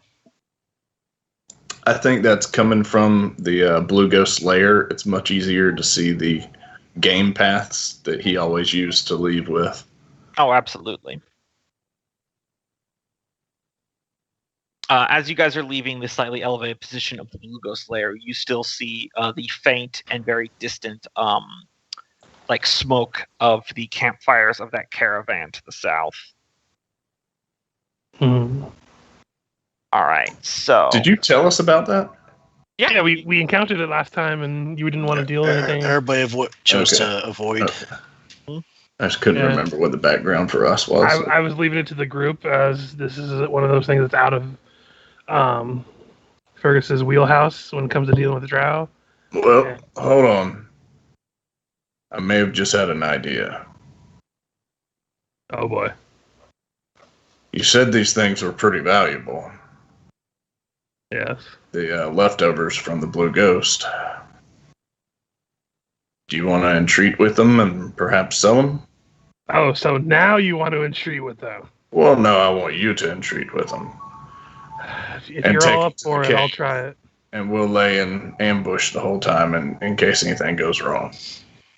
I already started making my way toward the smoke, and I put on that ring and started tuning to the invisibility ring. it's worth pointing out you can only be attuned to 3 magic items at a time, And I'm you only have, attuned to 2, I think. you have the dagger, the flute, and your bow. The dagger is not attuned. Could have sworn it was. If you look at the thing, it doesn't say it's attuned, and I asked you, and you said it wasn't. I mean, I'm not. If that's what it says, I'm not going to go back on it. Yeah, it I doesn't say anything about attunement on the stab shroom, so really not. it just trying says to get- dagger rare. And I asked you before, and Yeah. you said, yeah, it's not. So Yeah, it's not. Listen, my memory is. +1 weapons aren't usually attuned unless they have certain special properties to them, like the ethereal one where it ignores covers and stuff. Really not trying to give all these items to Fergis, guys. That's not my intention. I know. I Hey, even said that when you were gone. It's called the boon of nobility. And this is gonna be this ring is gonna be something we share. Yeah. I'm sure. But especially if I'm going into a camp where I could get attacked, I'm bringing the ring. Mhm. Also, Nolgrim, you might want to come with me because I'm pretty sure you have a blasty teleport thing, don't you? Yep. I was gonna ask if you wanted me to tag along. Yeah. Also, carrying all this ivory is about like I would say, like what did they say here? I would say like 18 bulk because it's big, heavy bones. Well, so- we could dump out the bag and put those in just for now. And I got we can make a day a return. I got a 17 strength, so if you want to carry a bit, I could carry the bulk. Because our max bulk, is that our modifier or our score? Your score. Okay. Modifier would be barely anything. Right. So right now I'm at a base 9 bulk, so I could carry 8 of I'm it. at 7 of 12 bulk right now. Okay, so then we could load some up in the. Yeah, Let's- we'll go ahead and take the bag of holding and. All of it should fit in the bag of holding if we just empty that out.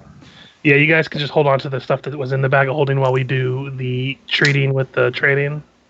Yep. And we'll be back. Maybe.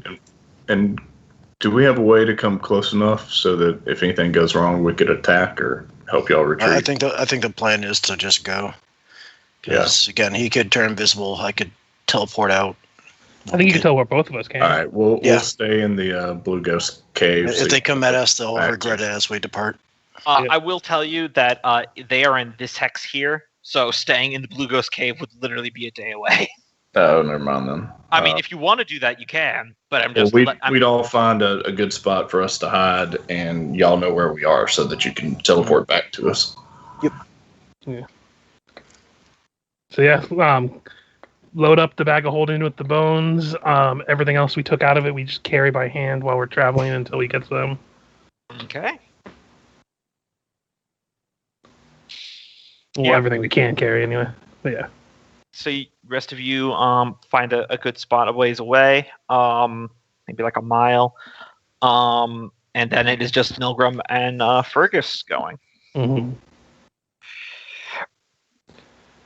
Probably shouldn't try to go in and surprise them. So when we get to, I don't know, like half a football field away from the camp area we think it is, I'm just gonna play the flute that I have a couple seconds to kind of give them an alert that someone's approaching. Oh god, it's one of those magical dinosaurs. It's coming back to finish the job. Yeah, they cast Meteor Storm. I'm So, how long should we wait before we go get Fergus's items? Yeah. I guess Nolgrim follows me to the camp. Yep. I'll stay pretty much in the honor guard position, a step beside, step behind, within arm's reach. The camp is in the same location you saw before, and is very much the same. Lizard folk, Orogs, which are like those gray-skinned orcs. Several drow walking around. There's a couple on a high perch in a lookout. On the opposite end of the camp, where you're entering, you see there's one of the caravans with the side open, where that one drow that was apparently the leader, wearing a long red coat, is waiting. And there is another smaller, frailer, one might say younger-looking character sitting upon the roof of that same caravan with legs dangling, and like basically all eyes are on you guys as you enter, but there's no like weapons drawn or anything like that. Mm-hmm. So is the offer to trade still available? The drow in the caravan speaks. Well, if you've gotten over your shyness, of course. Hard to trust anything down here. I'm sure you understand. Well, plus we had to get our wares before we had something worthwhile to sell you. What he said. Yep, you begin making your way through the camp. Like all the conversation has stopped. Eyes are on you guys as you're entering. Mm-hmm. I will Nolgrim, say I'll roll in. Sorry, go ahead. yeah, go ahead. No, you first. I was going to do a general sense motive to make sure it doesn't look like they're trying to pull weapons on us or something while we're coming in. Yeah, give me an insight. Yep.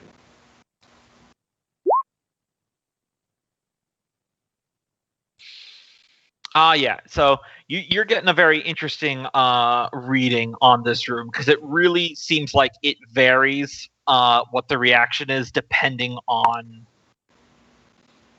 the type of person. The Orogs look like they're sizing you guys up for a fight.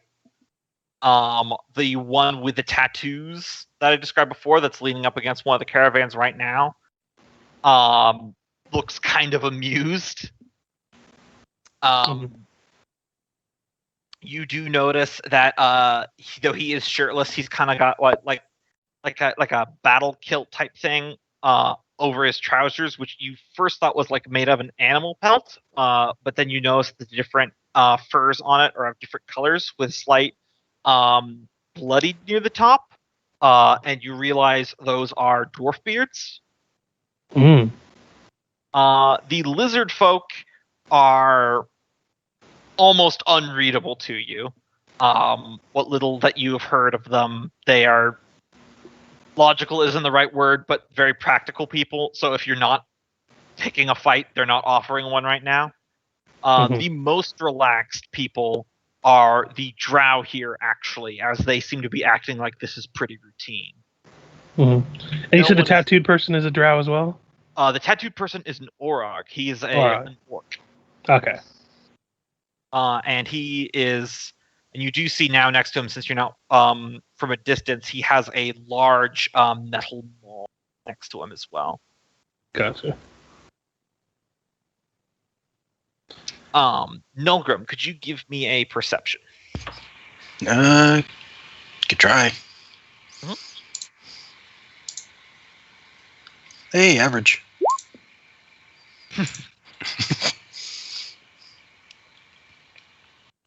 All right, never mind. You have like this weird like itching sensation. Like you're trying to remember something that you just don't quite remember. Recognizing the beards, I think he has a pretty decent idea. Mm-hmm. Yeah. You approach the caravan where the lead drow is, and as you get closer, you notice that the figure that's sitting on the top of it, with her feet dangling, appears to be what at first you think is like a drow teenager, but then you realize that her hood is up, and it looks like it has like this ornate like horns type topping to it. But then you realize that her skin is a little too brilliantly like cyan, and her eyes are yellow with slits, and those are actually her actual horns. And you realize you're looking at a drow tiefling. Fun stuff.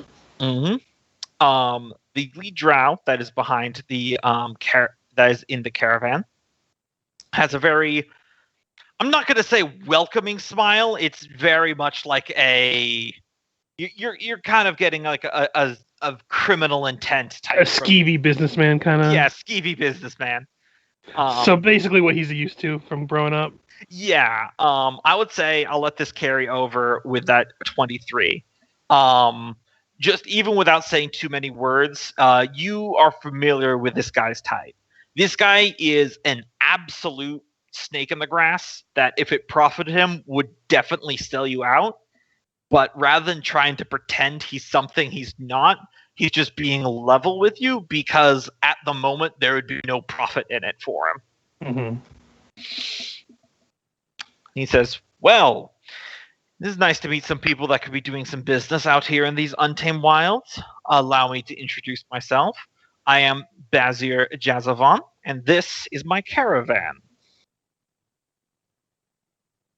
Kind of give a nod. I go by the name of Fergis. This here is my friend Nolgrim. We came across some stuff in the wilderness that we thought might be worth partaking in a trade. We haven't seen many people out here in the jungle and wilderness. We have some information to trade as well as some objects that might be of value to. And I kind of toss him one of the bones, like one of the smaller bones, and kind of just toss it out to him. Yep, he picks it up and he pulls out like one of those little like jeweler eyepieces. Begins examining it. He goes, yes, quality ivory. Not unexpected for this land. We might be able to do business with this. We also have, and I'm going off of just what I plan on doing. So people can correct me if they discussed it beforehand. I plan on selling those clothing and lingerie as well as the spices and narcotics. Because I don't think we're going to use those for anything in particular. Nope. We have quite a bit of those bones as well as some spices and clothing of your people that we've come across, as well as some, that's how we say, probably the not most appropriate and polite company narcotics that might catch some people's fancy. Well, I cannot attest to how much I could give you for that until I see them. We can take things as they come. As far as information for trade, any kind of like, I'm not sure how we would word it, but basically, summing up, how long have you been in this jungle, and do you know of any of the more direct happenings recently? Basically implying about the cave-in and the only path available so far seems to be the path of walking madness. Give me a persuasion.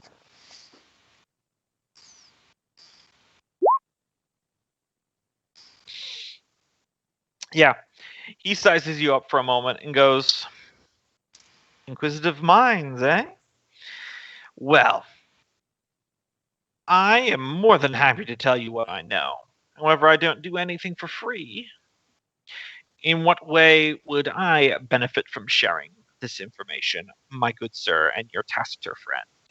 Well, before we get into the trade of goods, information for information seems a trustworthy way to start. My information, I'll let you be the gauge of what you think it is worth. On our way here, we encountered a cave-in towards an entrance that we had come through. So we had to resort to the only other path available to us. I believe you know it as the Path of Madness. Ah, the Path of Walking Madness. So you're one of the rare few to get out to the other side of that. Interesting. Yeah, so I wouldn't recommend it, but you might be at a loss for trying to get through the rubble for a few days if you go the other route. So keep that in mind if you're in a hurry. But we also know of some of the threats that lurk within that Indeed. Path of Madness. I'm sure you do. My man Throgdal, and he gestures towards the shirtless Orog, has gone that way himself once. He leans a little closer and kind of whispers to you as if it's like a secret, even though what he says is definitely not a secret. He says, I paid a good deal of coin to secure his services. For that such reason. Man, did you hear that voice in the wind? It was bothering me. Like, you think it was one of the grudge spirits that was just hanging around Nolgrim? Kill him. But yes, we did not come exclusively to trade for information, but anything you think of worth being told this information, I'd appreciate. But if you don't have anything, we can get back down to the brass tacks of our inventory and see what you find worthy of trade. I would be most interested. I am a simple drow. I like things that I can touch, that I can count, that I can quantify. So if you have that, then I'll be more than willing to trade. Okay. So I would inform him about the bulk amount of what the bones we have. Telling them that they're all around the same quality as the one I showed him. Mm-hmm. And I'm not just going to pour them out for him to... Yeah. He would offer you an equivalent value of 2,000 gold pieces. I'm going to haggle that. Mm-hmm. Just going to do that thing where I start at 4,000. Yep. Give me another persuasion. Can't use your superiority to boost. Not for this. No. It has its limits. It's good for certain things. 2,100. Truly, I am the only vendor out here. I am giving you a steal. It's practically highway robbery. Indeed, it is. Could you perhaps bump it up to 2,500? 2,150. And a bit of knowledge. Oh, this again. We would like to know some about the lay of the land here, and you seem to have been here longer than us.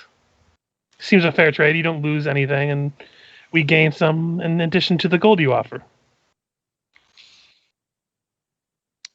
Very well. 2,200 and information. I think I can agree to that. We have more to trade afterwards as well, so... And I You have might- products that if you wish to peruse. Indeed. I'm just going to put in the chat so I don't lose track of the money. And that was just the ivory, correct? Yeah. Yeah.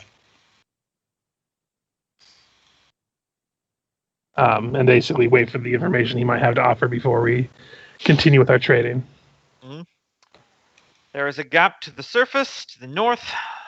All beyond the jungle's edge to the south is volcanic mudlands and mudslides, save for the path of walking madness, as you are well aware, to the east. For the most part, it's dense, inhospitable territory. Though I will admit that the volcanic area to the south seems unnatural in some of its patterns. Any particular creatures you've come across near there that you might have information on? Taps his chin for a moment. Well, it was difficult to see things through the underground tornado. Oh. Deary me. Yes. I did lose a few good Orog's mercenaries to some sort of local variant of a basilisk. It did not turn them to stone, unlike the traditional one. Instead, when they made eye contact with it, it just burned out their eyes. I mean, it is not polite to stare after all, so... Depends on the view, I suppose. And from there, we would bring out a little bit of the drow spices. I would unload the bones. Yeah. Be like, is this a good spot? Pour. Yeah, he snaps his finger and some people start carrying stuff away. A lot of the caravan is going back to their own business now that it seems like business is happening. Mm-hmm. The shirtless orc called Srogdal is still kind of like glancing your guys' direction, and he occasionally is talking in Orcish to one of the Orogs next to him and kind of chuckling a little bit. Nolgrim, when you look behind at that conversation, you see there are several dwarven shades standing near him that have like bloody patches around their chins where they were scalped. If you look at your book of grudges. I imagine he's going to be there pretty fast. But then, yeah, I would. Yeah, I did. I would inform him of the the amount of spices, narcotics, and silk clothing and unmentionables that we have. Do you mention it, or do you actually bring out the all the stuff? I bring out some of it, but I don't like bring out all of it at once. Again, show him the goods, but not all of them at once, and just inform him how much we have.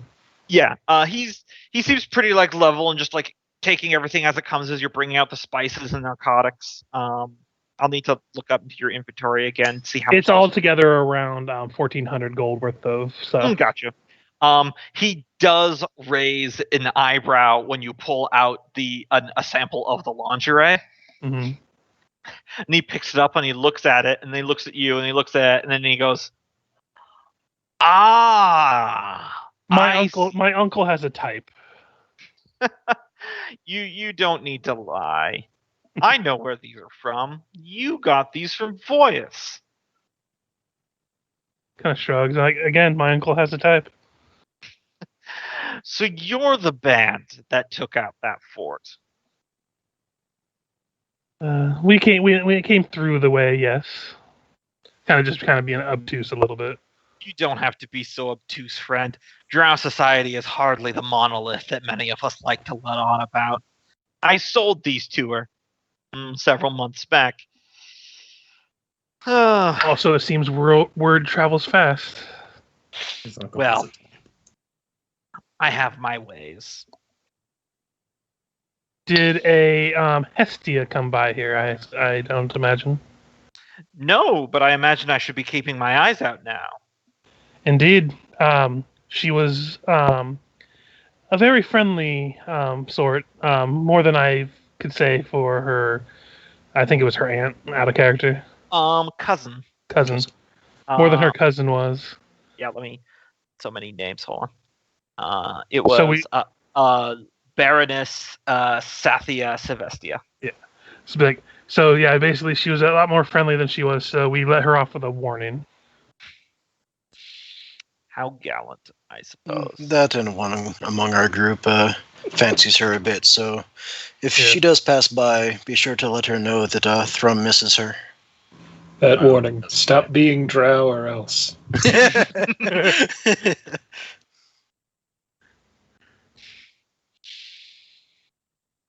Yes, I don't suppose from the type you described yourself as that you're gonna be loath to recoup some of your losses from selling these and make some more money in the process. Well, one man's plunder, I suppose. I will give you 800 gold pieces for the lot. 1,200. 850. I'll roll a persuasion again if you want, but yep.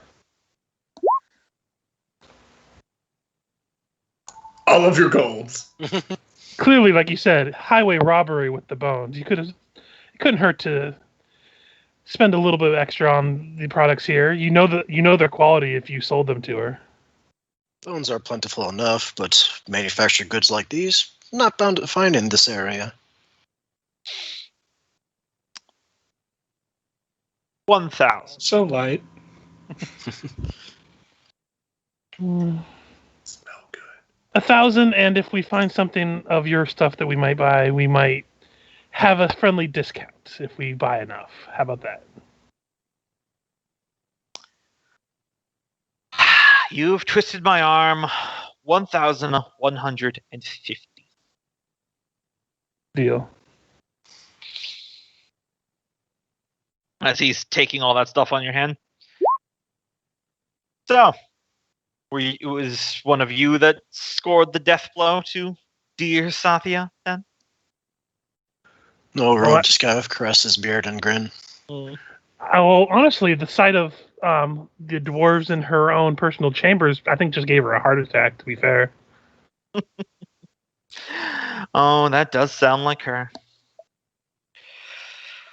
Being the guard captain of a border fortress, I don't think suited her very well. And you guys would pick up on the fact that the title they just gave was not the title that she had. Yeah. She was Baroness. And what did the title he say? Guard captain. Yeah. So I'm just subtracting the stuff from our wagon that were those things we just traded. So Yep. FYI to everybody. Okay. I'll give you the handout for his wares.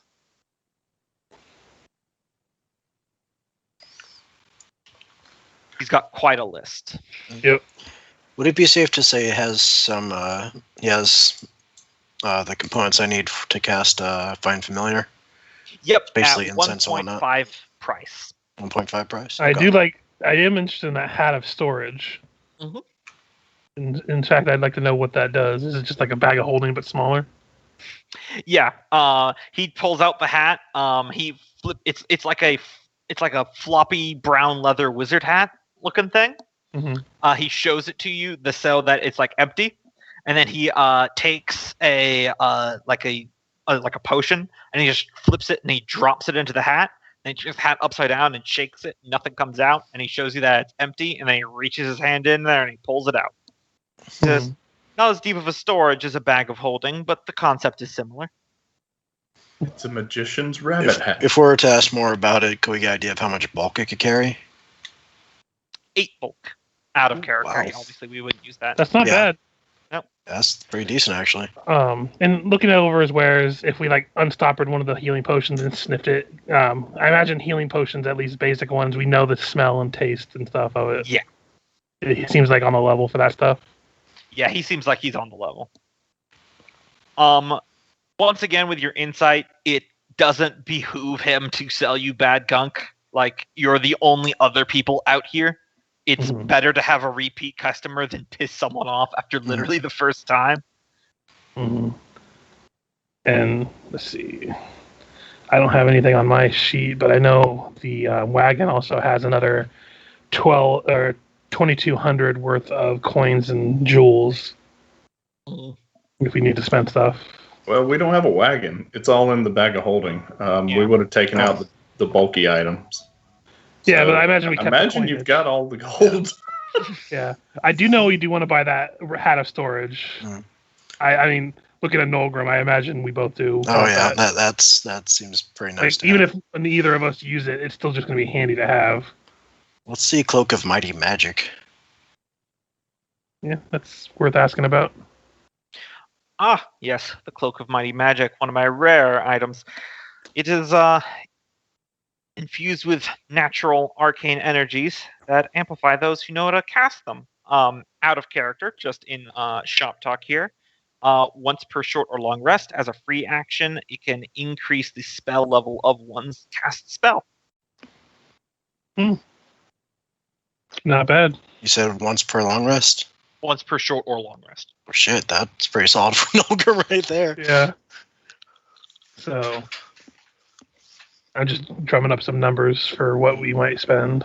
Is it okay if we reduce, what was it, 45 gold for 3 castings of Find Familiar just to have in my pocket? So wait, how much you're doing that? I need 10 gold pieces for each casting, and it's just kind of, to have my familiar ability to come back if it gets bamped. Yes. I don't know when the next time we'll have it, so. So I was just kind of drumming up some numbers. Like, clearly we want that hat and the cloak, and I just threw on 10 potions of healing because those are always useful. Even though it's just those 2, is it okay if we all talk about it? Yeah, you can add a character shop talk. Yeah, that's fine. But I think we should. I do think 10 potions at 50 gold. That'd be 500. That'd probably be worth it for us. Yeah, not like we're going to come across anymore. Healing potions? Yeah. Yeah, I would say spend anything we've got on healing potions and. They have 24. Items. I added 10, and then the hat of storage and cloak of magic. That's 2,100. Adding another. You said 50. 45. Like 45 for the For the the stuff spell you're familiar? components. Yeah. So we still have a pretty penny to spend if we want anything else. If you guys see anything you like. Also, just so you know, that other thing they have, which is the elixir of health. When you drink it, it cures any disease affecting you, and it removes blinded, deafened, paralyzed, and poisoned conditions. That might help against the basilisk. And also, we're about to go into a volcano, so I don't know if fire resist would help. That's actually a pretty decent idea, but how much I is don't know fire resist? how does fire resist potion work? pricey. Just half damage from fire. Half for an damage hour. from fire. Yeah, that's pricey. Yeah. I And do it like the lasts for idea of picking up a an hour. couple of those Armor of Agatha scrolls. Because even if they're single use, those might give us some temporary hit points if we start running low on health. If they're level 1, then they're They- 5 hit points. Yeah. So Yeah. Yeah, that's it not might be the best thing, but if we wind up having spare money, I mean. I'd rather drink a potion. Yeah. Potions are really nice. Those Elixir of Health do sound promising. What does the elixir do? Gets rid of a bunch of status effects as well as, you said fatigue? No, diseases. diseases. Hey, Kenneth, do you have the ability to get rid of blindness and stuff?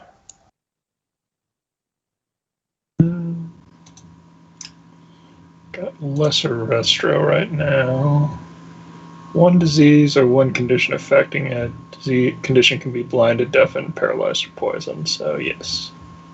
All right, looks like I already have that ability. And out of curiosity, like, I'm probably not going to wind up getting them because they're a lot of money. But are scimitars considered dex weapons in? They are finesse weapons, yes. Okay. And the +1 is just a +1 to attack and damage flat. Yep.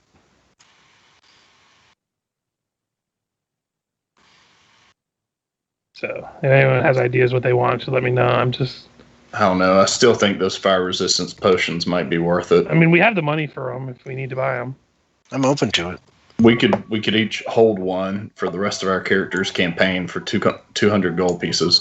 Yeah, that's actually. So if we added all 5 of those, we'd be at 31.45 for. So that's not even what we've traded in so far.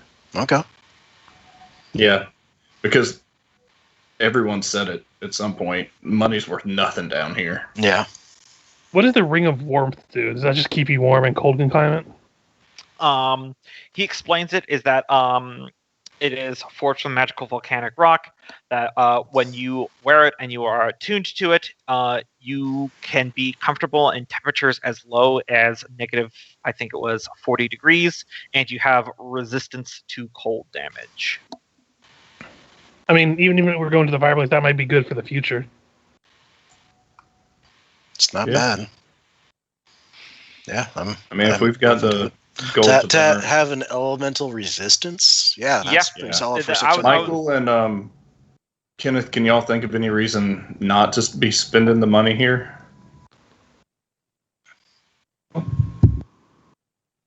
It's not like we've had too much chance to buy stuff. Yeah, I would buy anything we think could.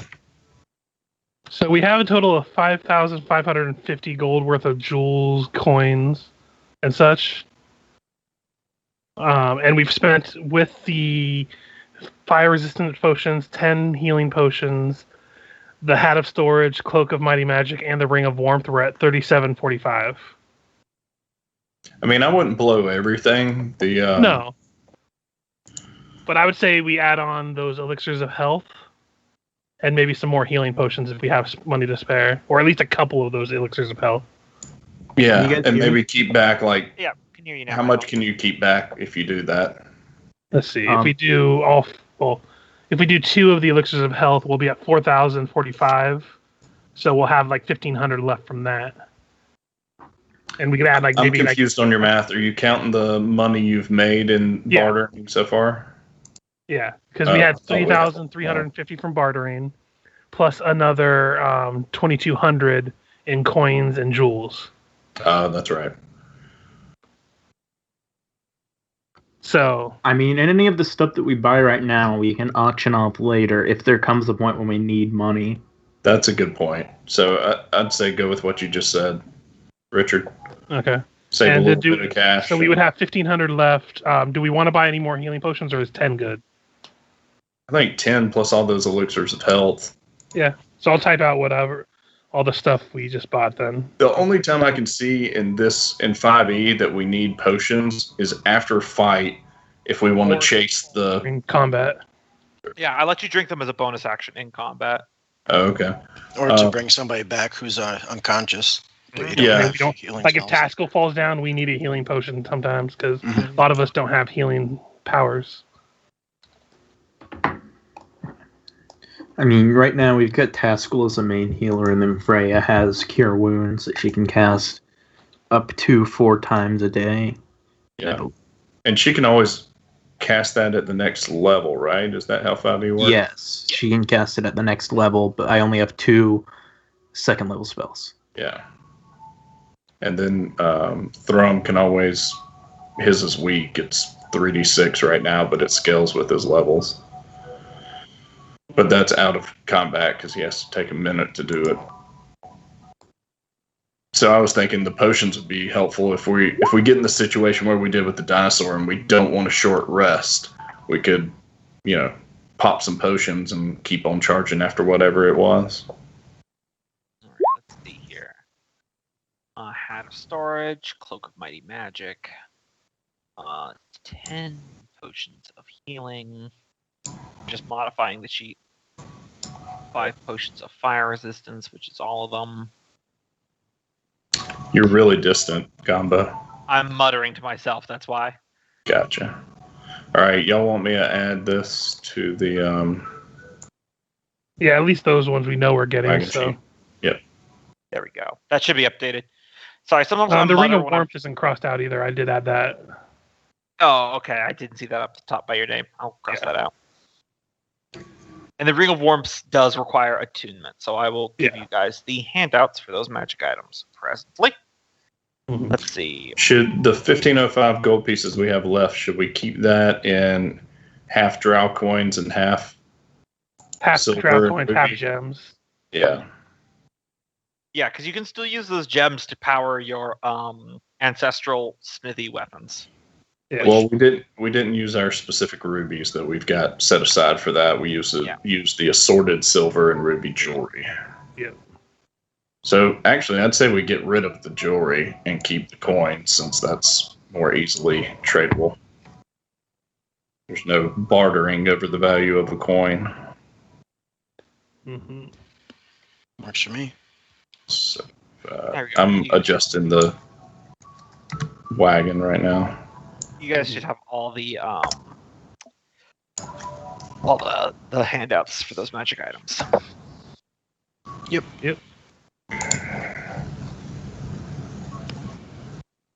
So if anyone else has any ideas of what they would want to buy, let me know. But I think we're good. I like how they had to add that a person's head cannot be forced into the hat against their will. I added that. I just like the watch them idea suffocate. of a wizard adding a bunch of like food or beer or wine of some kind. Be like, you know what? I'm parched, and just pulls the hat over their head, takes a few sips, and pulls it back up, and their face is just covered in wine. Like Das Boot, but Das Hat. Well, let's. A lot of this stuff doesn't need to go in the wagon. I think we each should take 2 potions of healing. Put that on your character sheet. And each take a potion of fire resistance. Mm-hmm.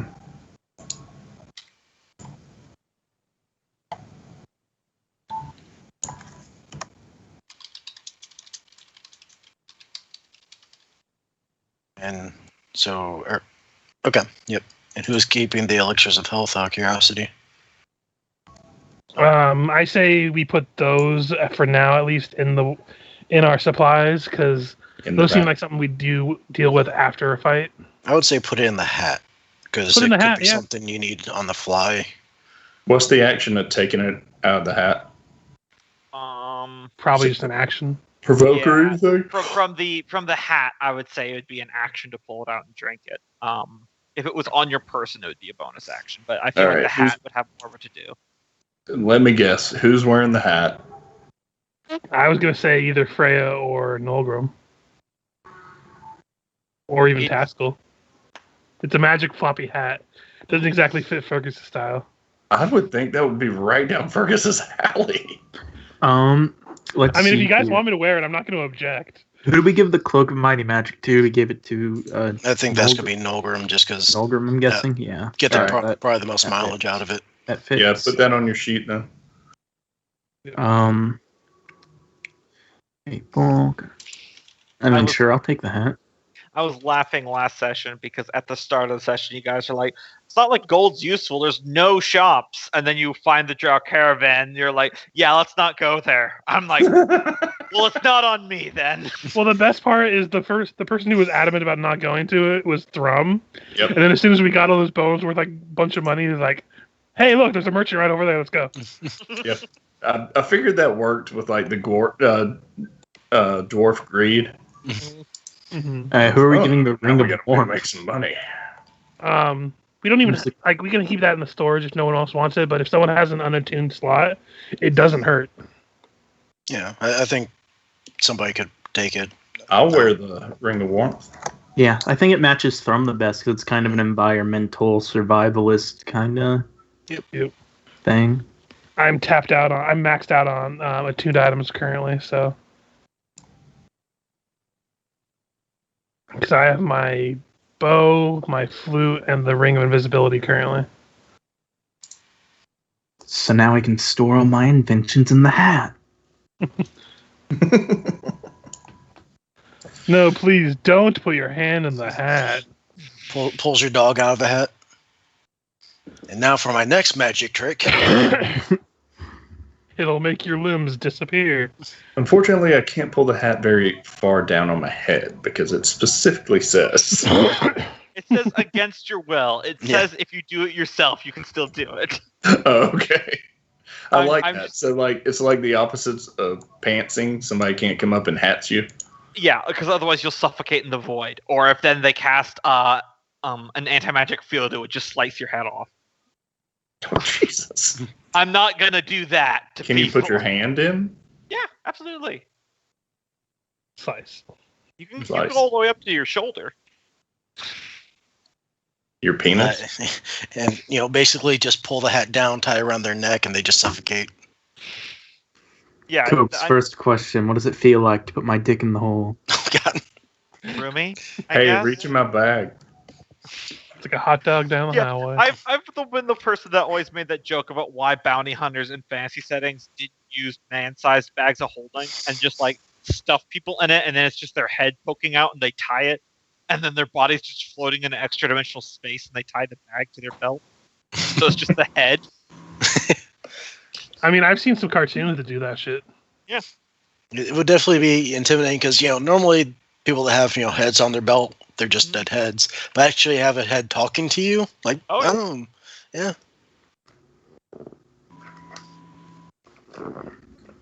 Out of curiosity, what would they sell or buy a mithril dagger from me for? Because I'm not sure how much mithril adds. Because I have a couple of them. What benefits does mithril have? Is it just... It's just lighter. Counts Okay. as silver, and it is lighter. But I have two of them, and I only need the one because I have my stab shroom. Right.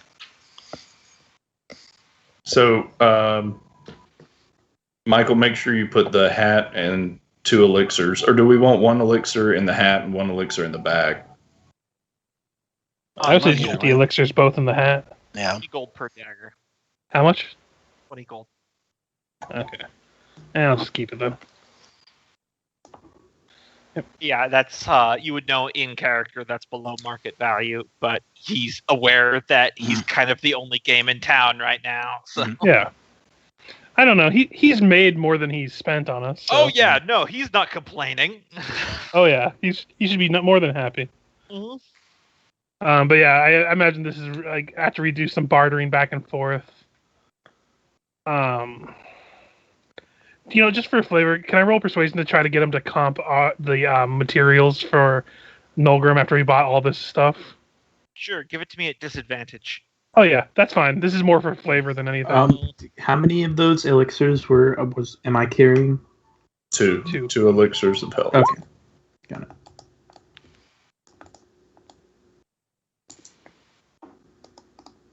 $19. Listen, my friend, I appreciate what you're going for, but do you know how hard it is to get good incense out here? Fair enough. You can't blame a dwarf for trying.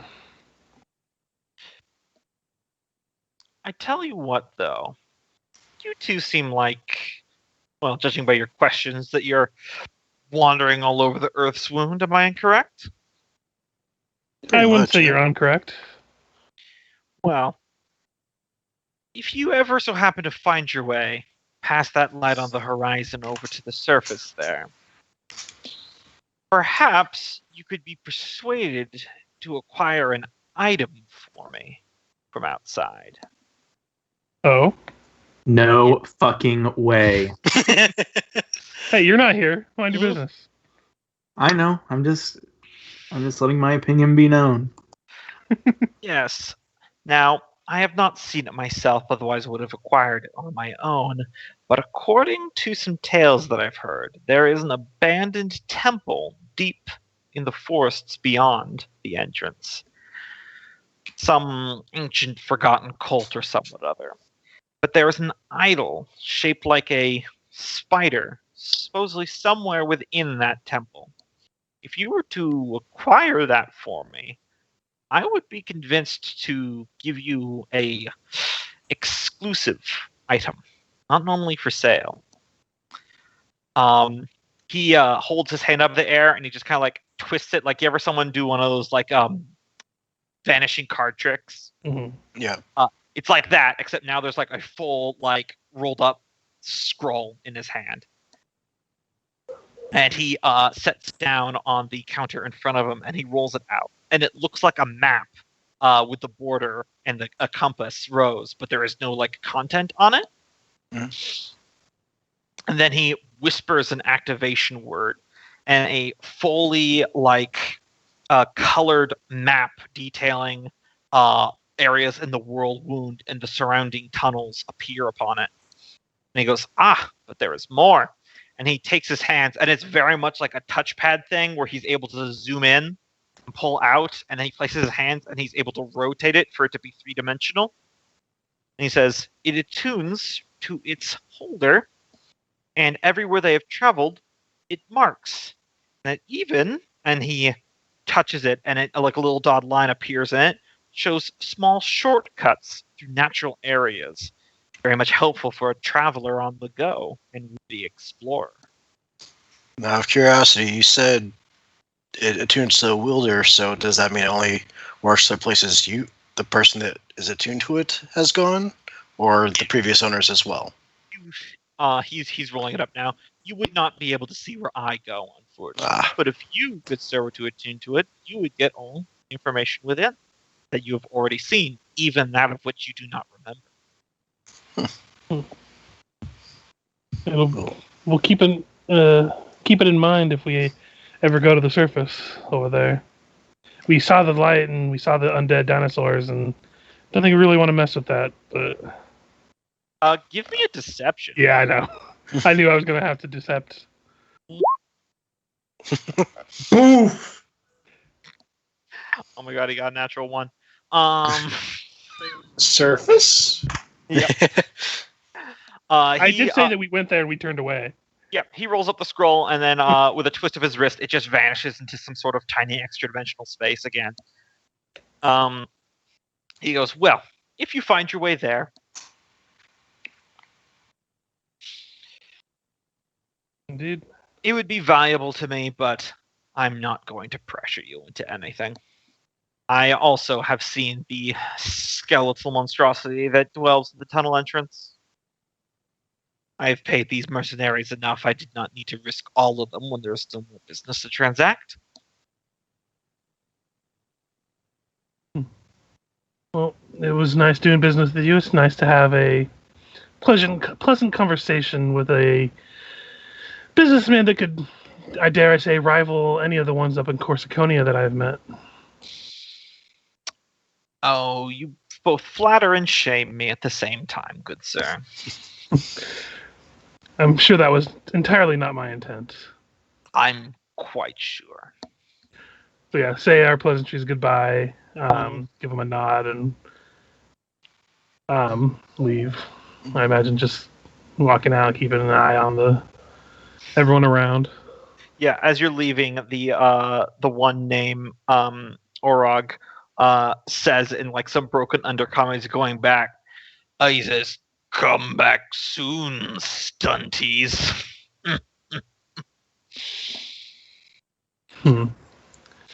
We'll be seeing you soon enough. And if we could be at a point where we're away from, basically a 10-foot barrier between everything, Nolgrim wants to make a scenic departure. I was just going to say that about doing that, the teleporting away. But basically when he said that, as under our breath, I'm like, it must be so hard for him to have the same color of skin as mud. and then we can flash away. Doesn't Ivy also have gray skin, Fergus? Yeah, but I'm just trying to throw shade at this guy that's like that under the breath, but clearly trying to be heard. Yeah.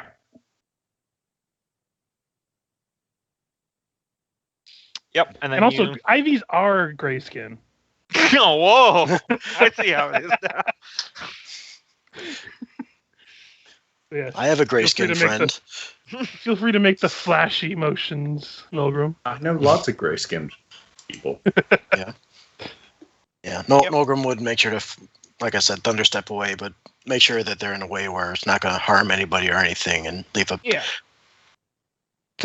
bad or unpleasant taste in everybody's mouth beyond the dramatic. Why does it suddenly smell like ozone in the camp? As you go to thunderstep away, you expect the jolt and the thunderclap, but it doesn't happen as you kind of feel a little thing of arcane energy just invisibly thwack your spell and counterspell it. Interesting. As you turn back, you see the tiefling teenager sitting on top of the caravan, pulling a hand back underneath her cloak. He would grin and kind of give her a wink. Just eerily watches you with glowing yellow slitted eyes. Just no expression at all. And then you see Bazius down below her tap her foot, and he goes, "Hey, be nice. They're trying to be dramatic." Indeed, you need to have some flair with things. and at that, and then I'll just go invisible. Yeah, and he'll try again. He's got 2 castings per day. Yep, and you're able to get it the second time. This is also good to not let them follow us directly back to RPG. That's the major reason why he was doing that. Though I will say, since you're a pretty smart guy, Fergus, now that you know that they did in fact have a spellcaster, that's probably how they saw you the first time, despite your good stealth roll, is they figure they probably have alarms all around the camp. Oh, for sure. Same trick. But yeah, you're able to get back to the rest of the expedition with no problems. Good news, we come bearing trade. Bad news is we didn't get quite as much as I had wanted, but, he, again, as he liked to say many times, only business in town and all, and then he'd lay out all the stuff that they bought.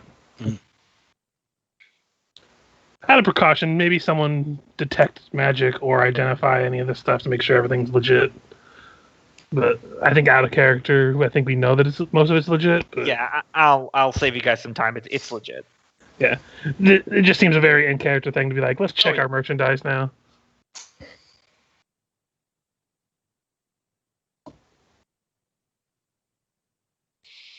Because contrary to what some fictions would have you believe, even crooked businessmen sell good quality items, because not selling people shit is a good way to not make enemies. Well, I was going to say, you can't be a crooked businessman if no one will do anything business with you. Yeah, exactly. At that point, you're just a crooked man.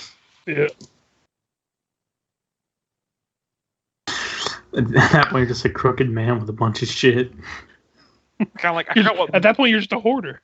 I forgot what movie and TV show it came from, but I think they mentioned once that a lot of other black market underground people really don't like money counterfeiters because it messes with their business. Mm-hmm. Makes sense. Yeah, I mean, you don't want to con a con man.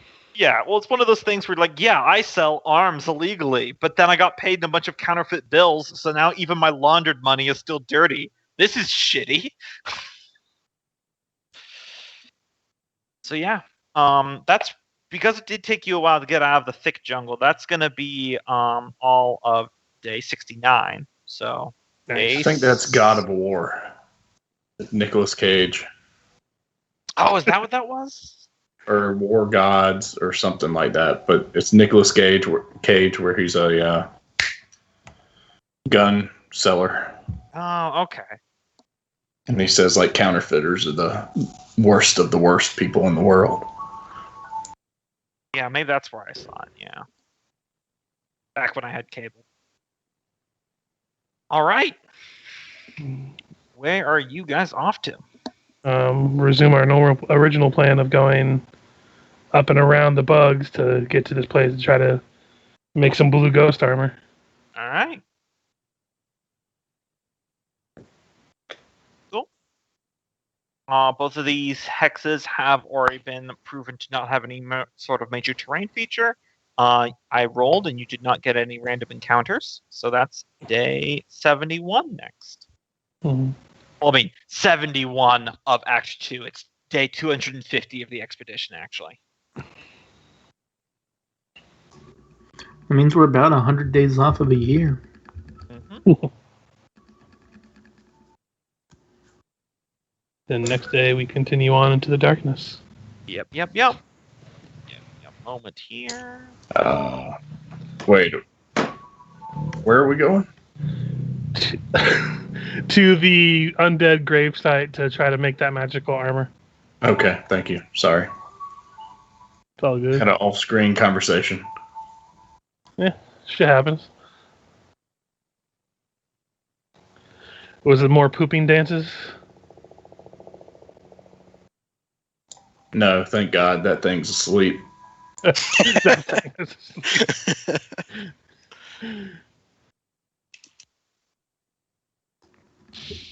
Cope's daughter is going to be like 13, and we're still going to be like, what, you had to go off to do your poop dance?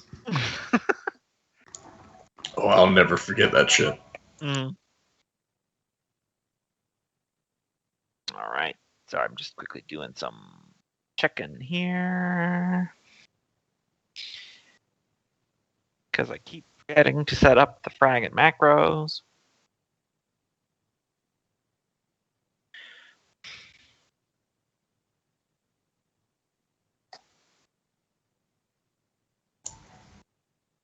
Sounds like we hit a random encounter.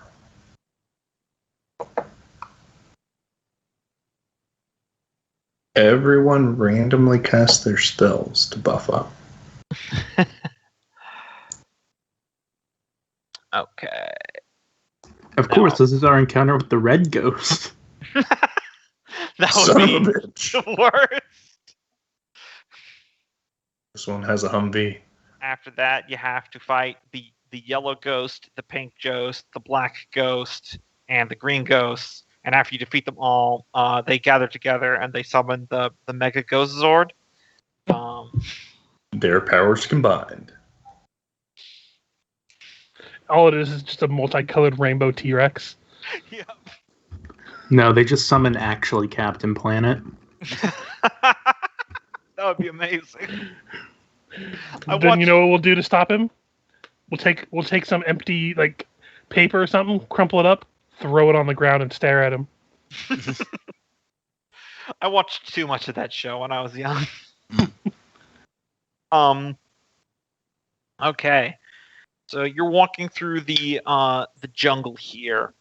There is no sort of like terrain feature here, but the ground is getting a little bit boggy where it's like up to your ankles. It's not enough to slow you down, especially with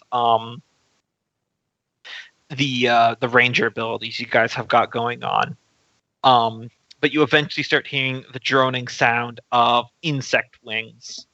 And you see a couple large clumps of mosquitoes that apparently had migrated from the 2 mosquito zones you're next to, coming in towards you. So give me a moment to set up the encounter map. Wait, what was coming towards us? I missed that. Double time it. Mosquito swarms. Gotcha. Not again. Not quite the mosquito fog. It was just a few normal, like, encounter swarms. There's no avoiding them. We're between them. The perfect storm.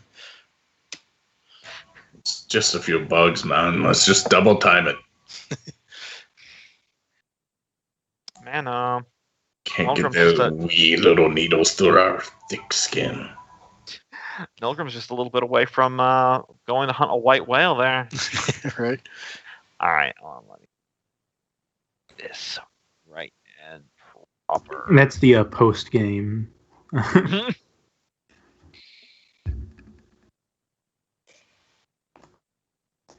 Once we reclaim Dammerhall and get everything set in place, he sails off to go on the one.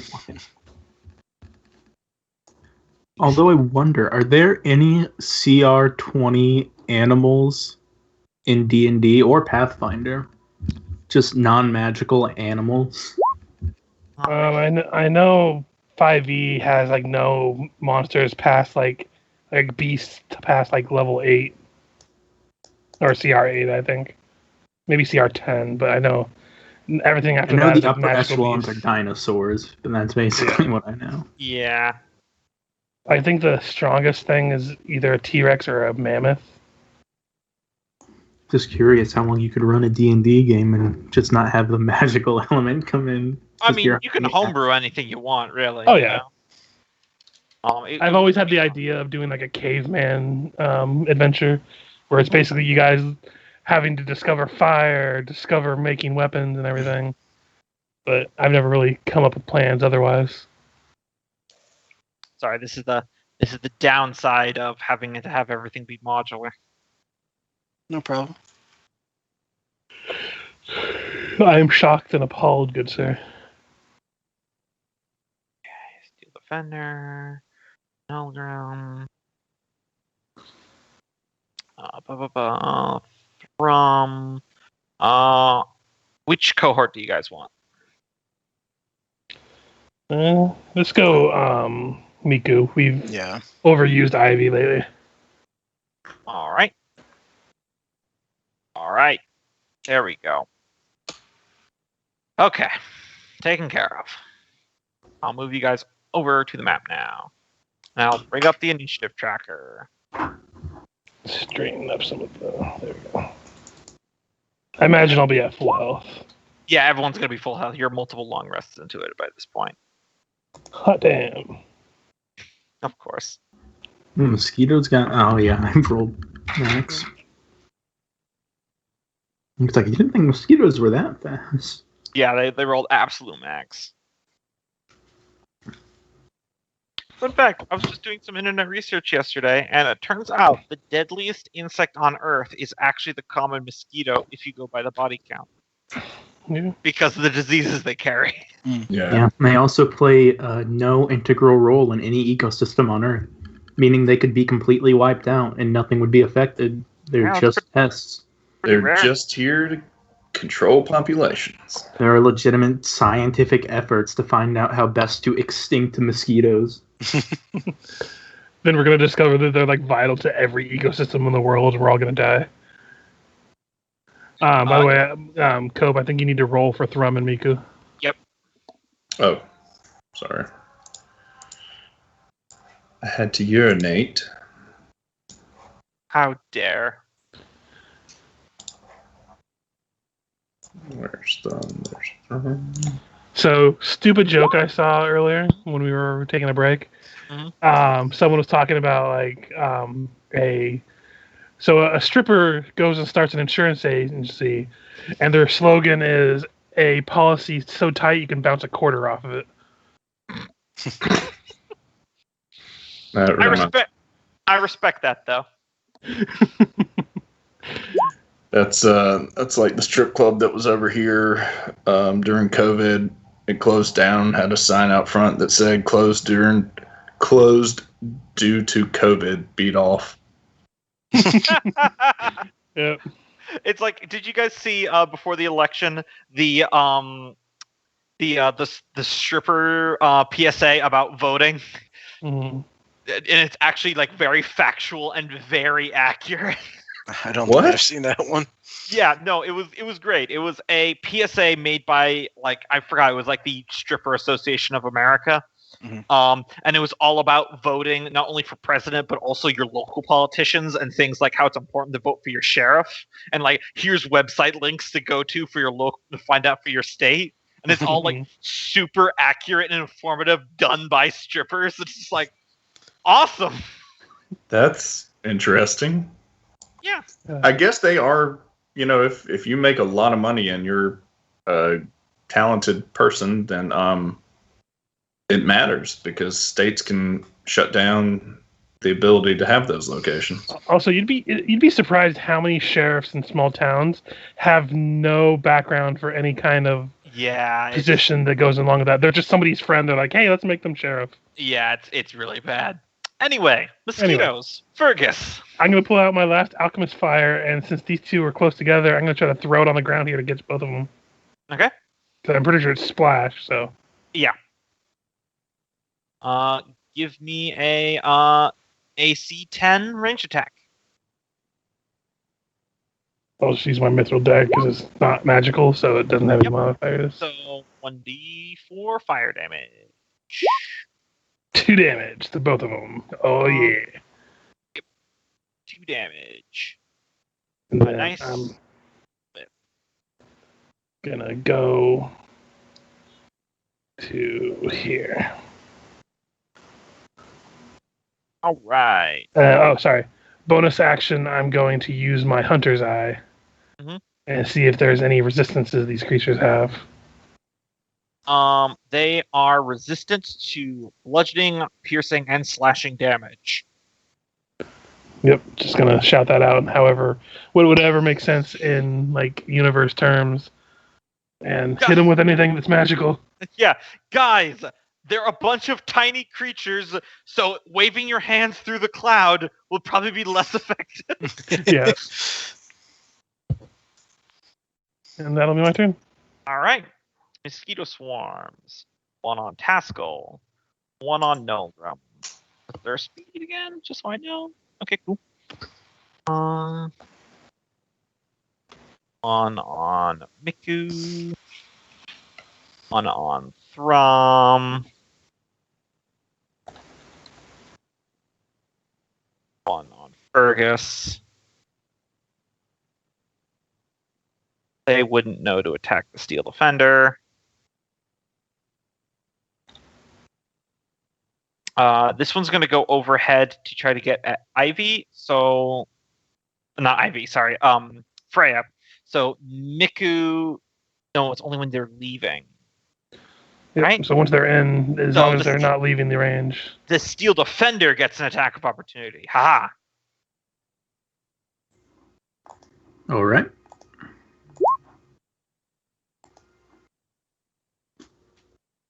That's a lot of mosquitoes. Yep, that'll hit.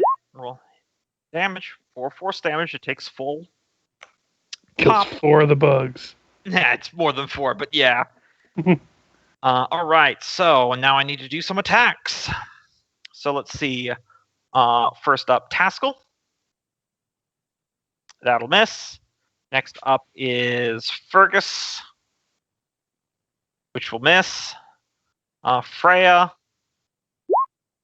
Miss. Nolgrim. That'll hit. 18 piercing damage. Ouch. Yeah, there's a lot of them. It's pretty horrific. Thrum. Well, I imagine miss. You see, Miss. this is why I don't go outside. And finally, Miku will miss. Miss. And now it's Miku's turn. All right, Miku is going to fist these guys. Awesome. Love the wording. Yeah, thank you. I've been holding on to it for a while. Uh-huh. Just need to figure out which one looks the best. Yeah, because he's currently within punching range of 3 of them. Nolgrim will say, clear out the area around me. I'll try hit these 4 groups. So, basically Don't saying, yeah, clear? don't, as in, you guys get out of the way, because he's going to try to Okay. go here and Thunder step away.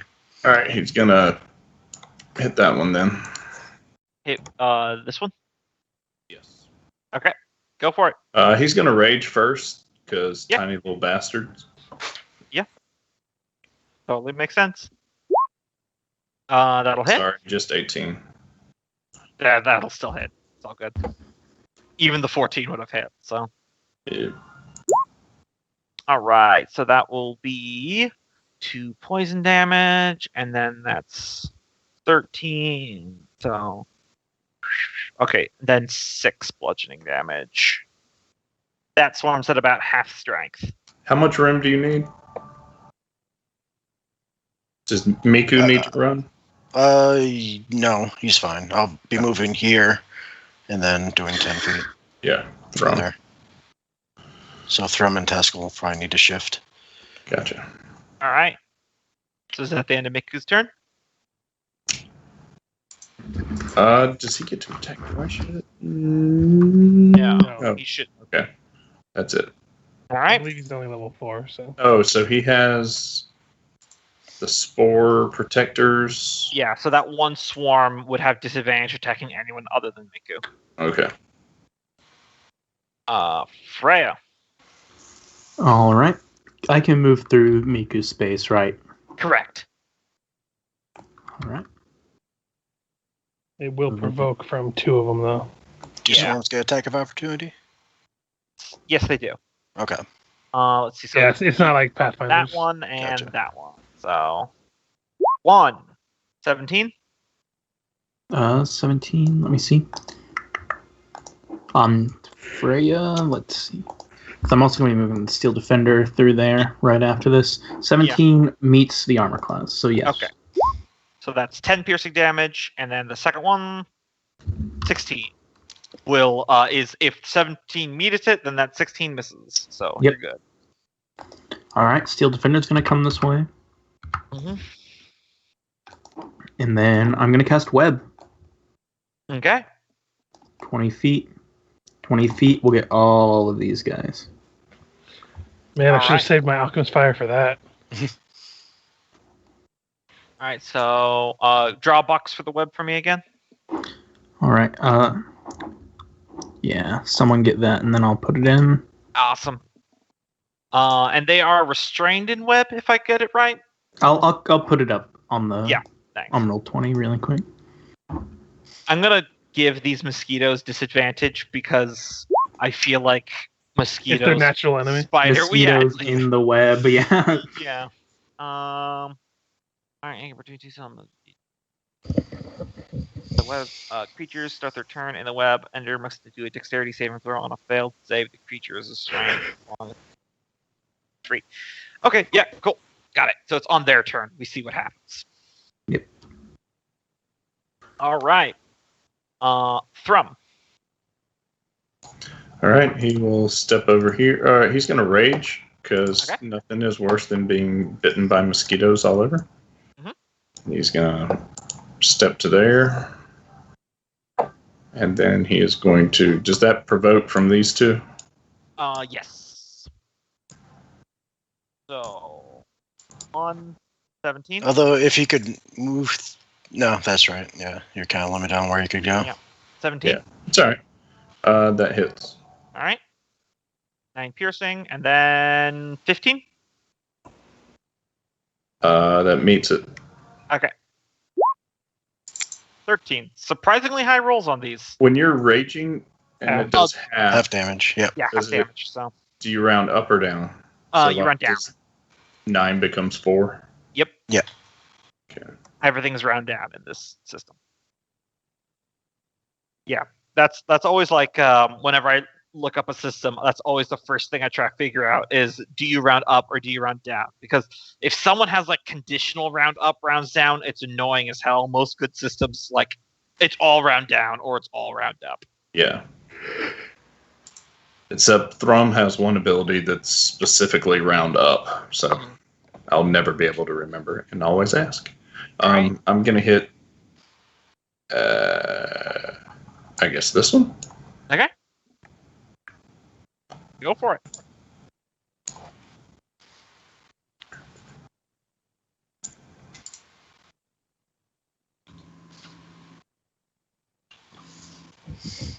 Mosquito swarms aren't the hardest thing to hit in the world, so give me your attack. Sorry, that's Thrum. No, it's no worries. I understood. It does hit. So it does 4 damage. Because it's resistant. Alright. Is that your turn? Move, hit, bonus rage, yep. Oh, no, he gets another hit. Oh yeah, he gets another attack. Go ahead. 2 hit. Also very much a hit. For another 5 damage. Yep, that swarm is basically just a few bugs left.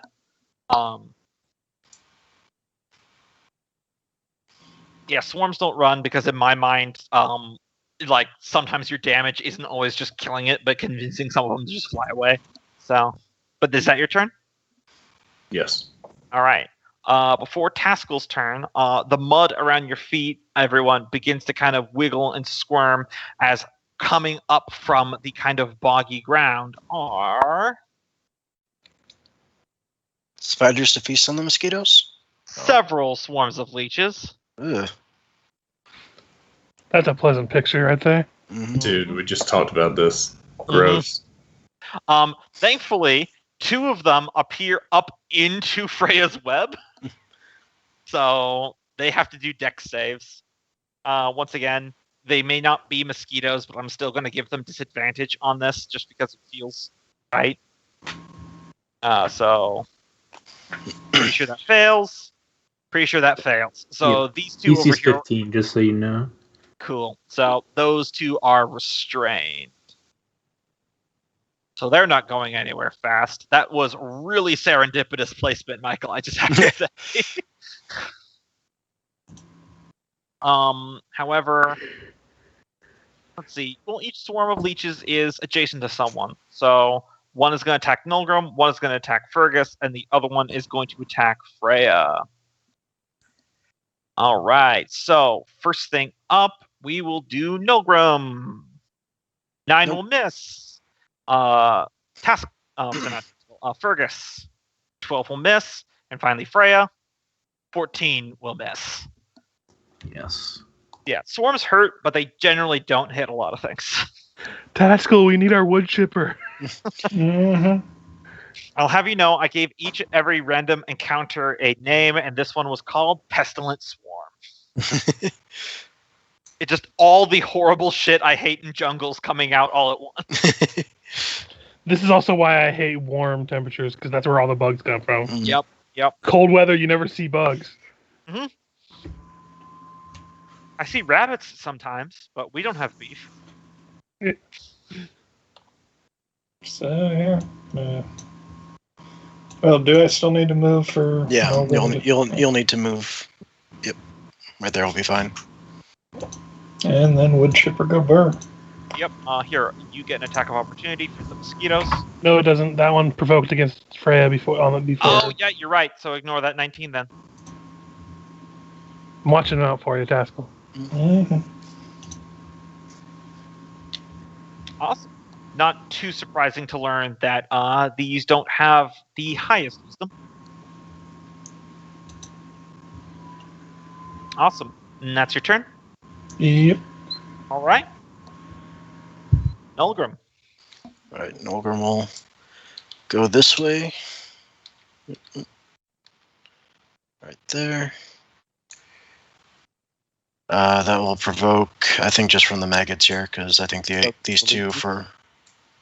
Yeah, sorry. Just the Those two leeches. Yeah, All right. the 2 mosquitoes provoked from Thrum. Natural one.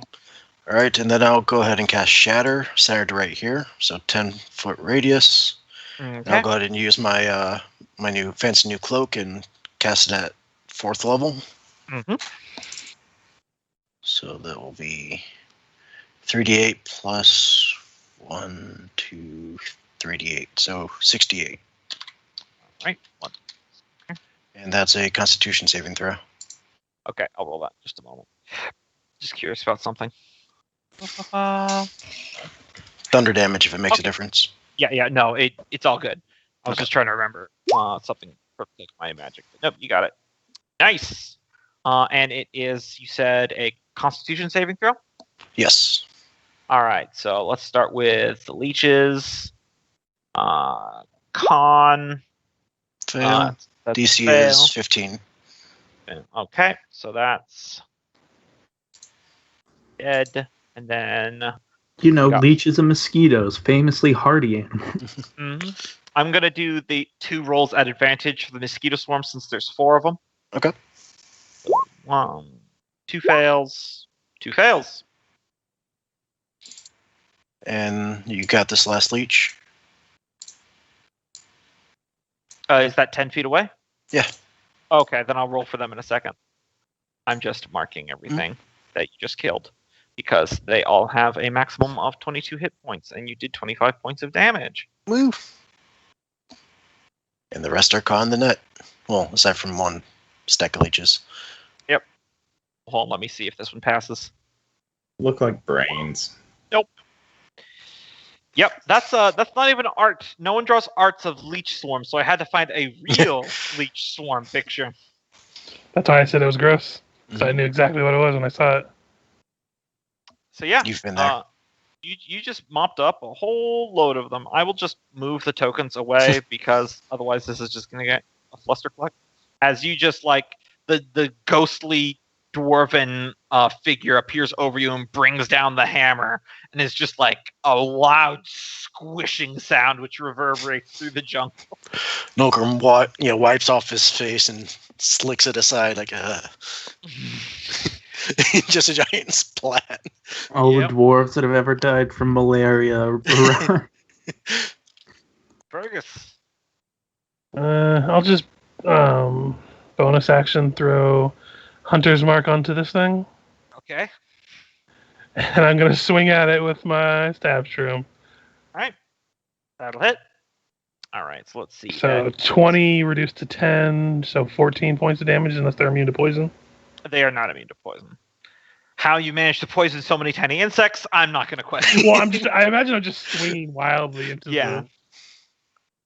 Because it is immune to... Yeah, it's immune to a bunch of conditions, but not poison damage. So, yeah, you take a lot of them. It's a very much a reduced swarm. Okay, now I have to perform some wisdom... What's the radius on Spirit Guard? 15 foot. Dexterity saving throws at this. Okay. So I'll start with the 3 that are caught in the spiritual guardians. There's actually more than 3 that are caught. Of the mosquitoes? The leeches. Yeah, it's not the leech's turn yet. Oh. No, I thought there's 4 mosquitoes caught. No, this one's clearly outside the circle. What's no. I was thinking of Spirit Guardian. Yeah, this is Spirit Guardian, and I'm resolving something that could potentially kill them first, and then I'm going to see if they get caught. No, that's what I'm saying. It's a 15-foot radius, so that's 4 of the mosquitoes. I'm just going with the circle, man. Okay. Okay. I didn't see the circle. I can't see that. Oh, you can't see that? Hold on. No, that's only for Taskill that can see that. I totally forgot that was a thing. Hold on, let me... Yeah, so that wasn't me trying to argue with that. Okay, yeah, that's fine. Okay, that makes more sense. I forgot that I have to turn that on for you guys to see. I will modify those tokens in the future. Sorry, I wasn't trying to argue. Yeah. So 3 wisdoms. So 1 fail, 2 fail, 3 very much a fail. So this one's dead. This one is still up, but it takes a shit ton of damage. This one is dead. And then I give 2 dexterity saving throws at disadvantage. 1, 2.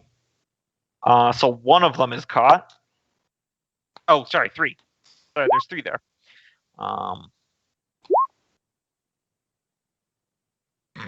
So somehow, only one of them gets restrained by the webs, despite being literal mosquitoes. I imagine, like, some of them are, but just not enough to disrupt the swarm. Okay, so this one will come up to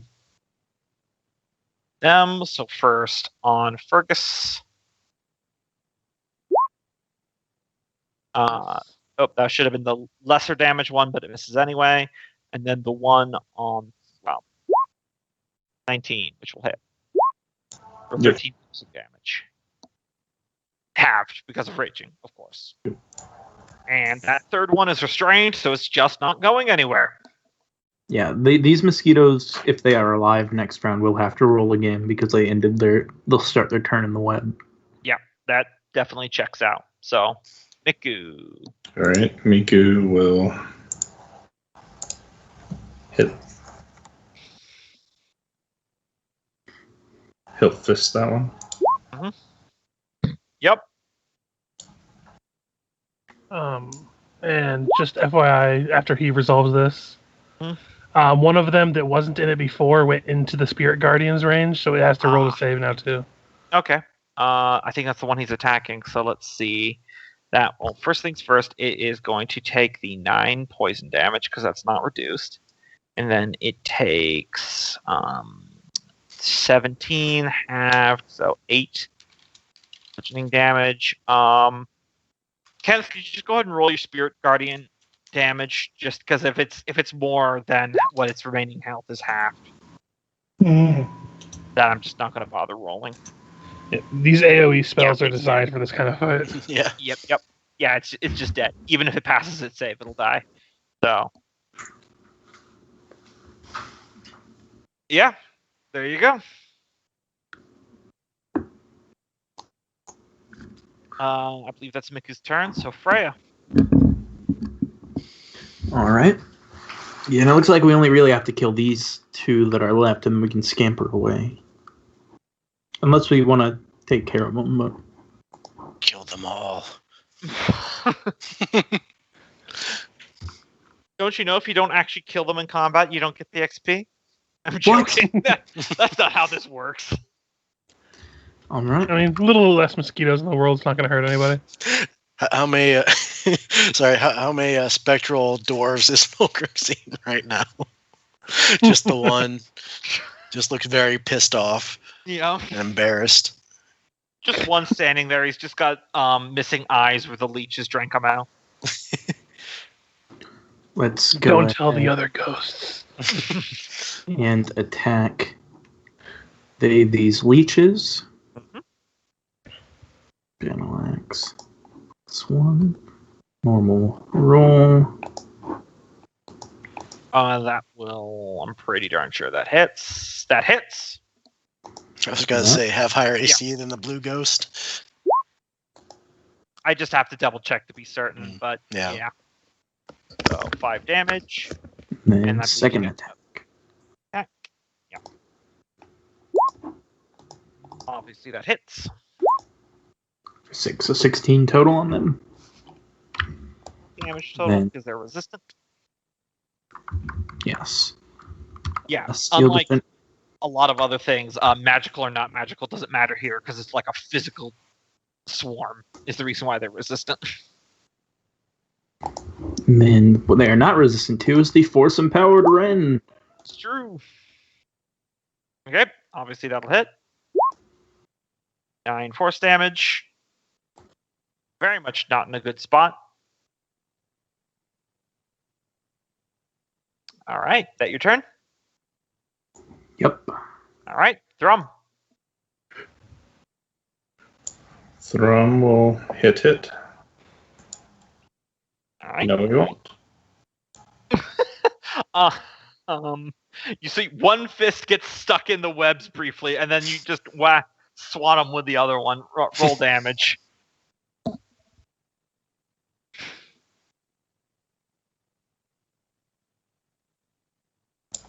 I'm use the one-handed blow damage. I like that. Yep.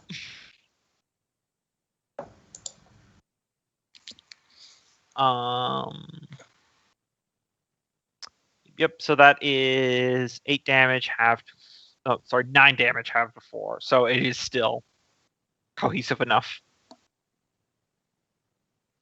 All right. Leech Swarm. The swarm of leeches will attack Freya. Ooh, natural 20. Are they still alive after the swarm killing? Oh, I totally forgot. Thank you. I will need to resolve that first. That'll fail the spiritual guardians, so go ahead and roll damage there, Taskill. Kill him. Yep, they are dead. You're so lucky too. I'll tell you this since you're basically about to win this. If you get hit by the leech swarms, you must perform a DC 15 Constitution saving throw or take 1 level of fatigue as they drain your blood. Ooh. Well, I also have shield and deflection for my seal defender. Yeah. So I had some layers of defense up there. I don't think it's half an at 20 though. They're gone now. Huh? Well, if I use my seal defender's deflection, they would have to roll that attack again. Oh, Yeah. Gotcha. It's even better than Nice. and these other 2 swarms are restrained. I think they roll at the start of their turn, don't they, to see if they're still restrained the next turn? Yeah, I believe, aren't they just restrained until the spell ends? I don't know.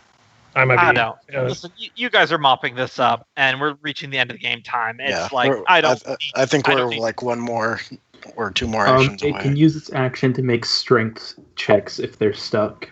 Okay, so let me do this then. Sorry, I'm not trying to bog things down. Yeah, that's what I thought.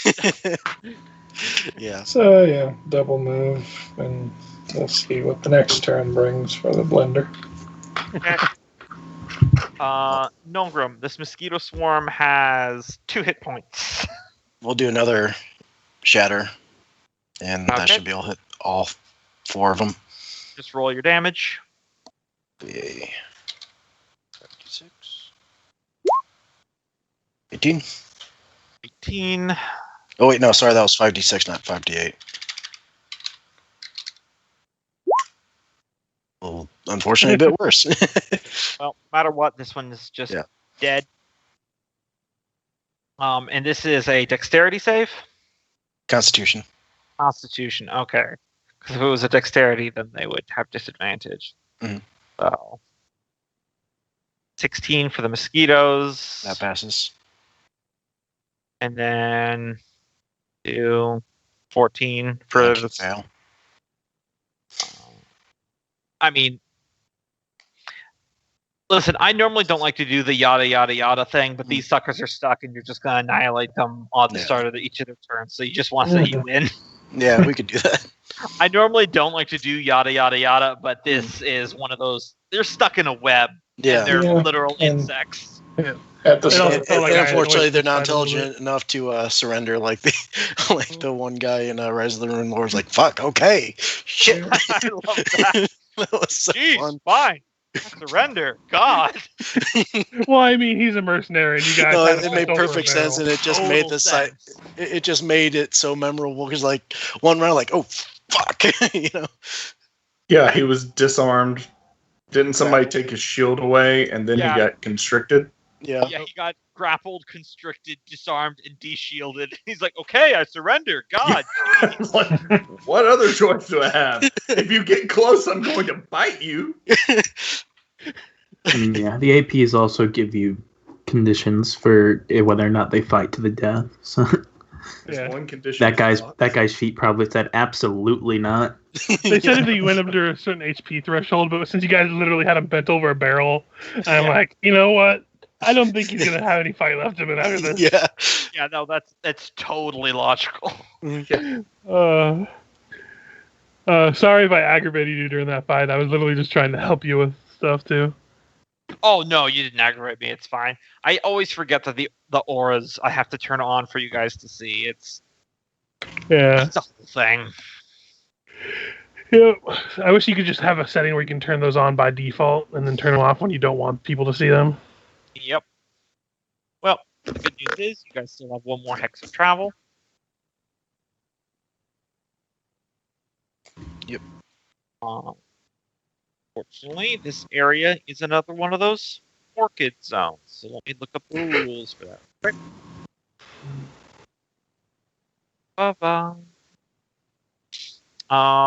Yeah. Whoever's leading needs to give me a DC 15 survival to try to avoid the larger groves of these carnivorous orchids. Additionally, I forgot this, is that you can only take short rests in this hex. The plants are too hazardous for you to take a long rest. So we'll have to push on a little bit.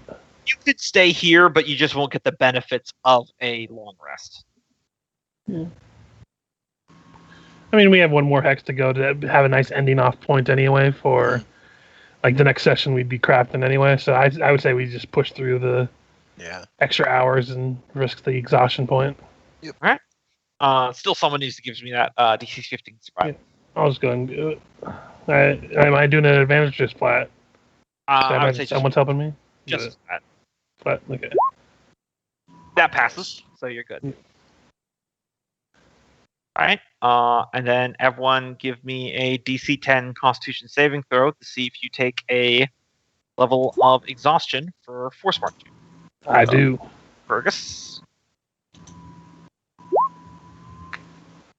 Good. Just halfway through the walk. Why did I suggest this? I'm an idiot. Freya is good. Taskill, that armor is weighing him down. And I believe that just leaves Freya. Oh no, Freya already did it. No, that's everyone. I am crazy. I am cuckoo for Cocoa Puffs. I don't think I've actually ever had Cocoa Puffs.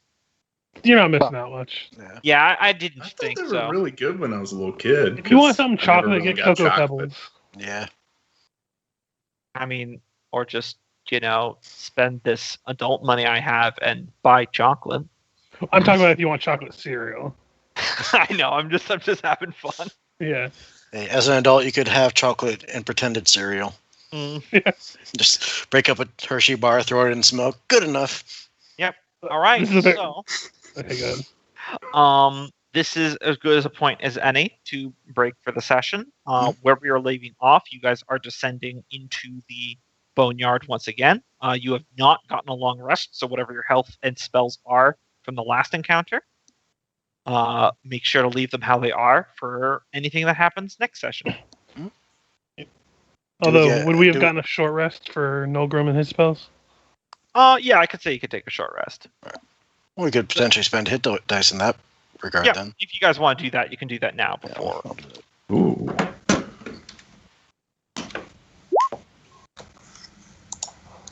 And I will begin. I was window dressing for that storm fight anyway, so I didn't really have to waste much.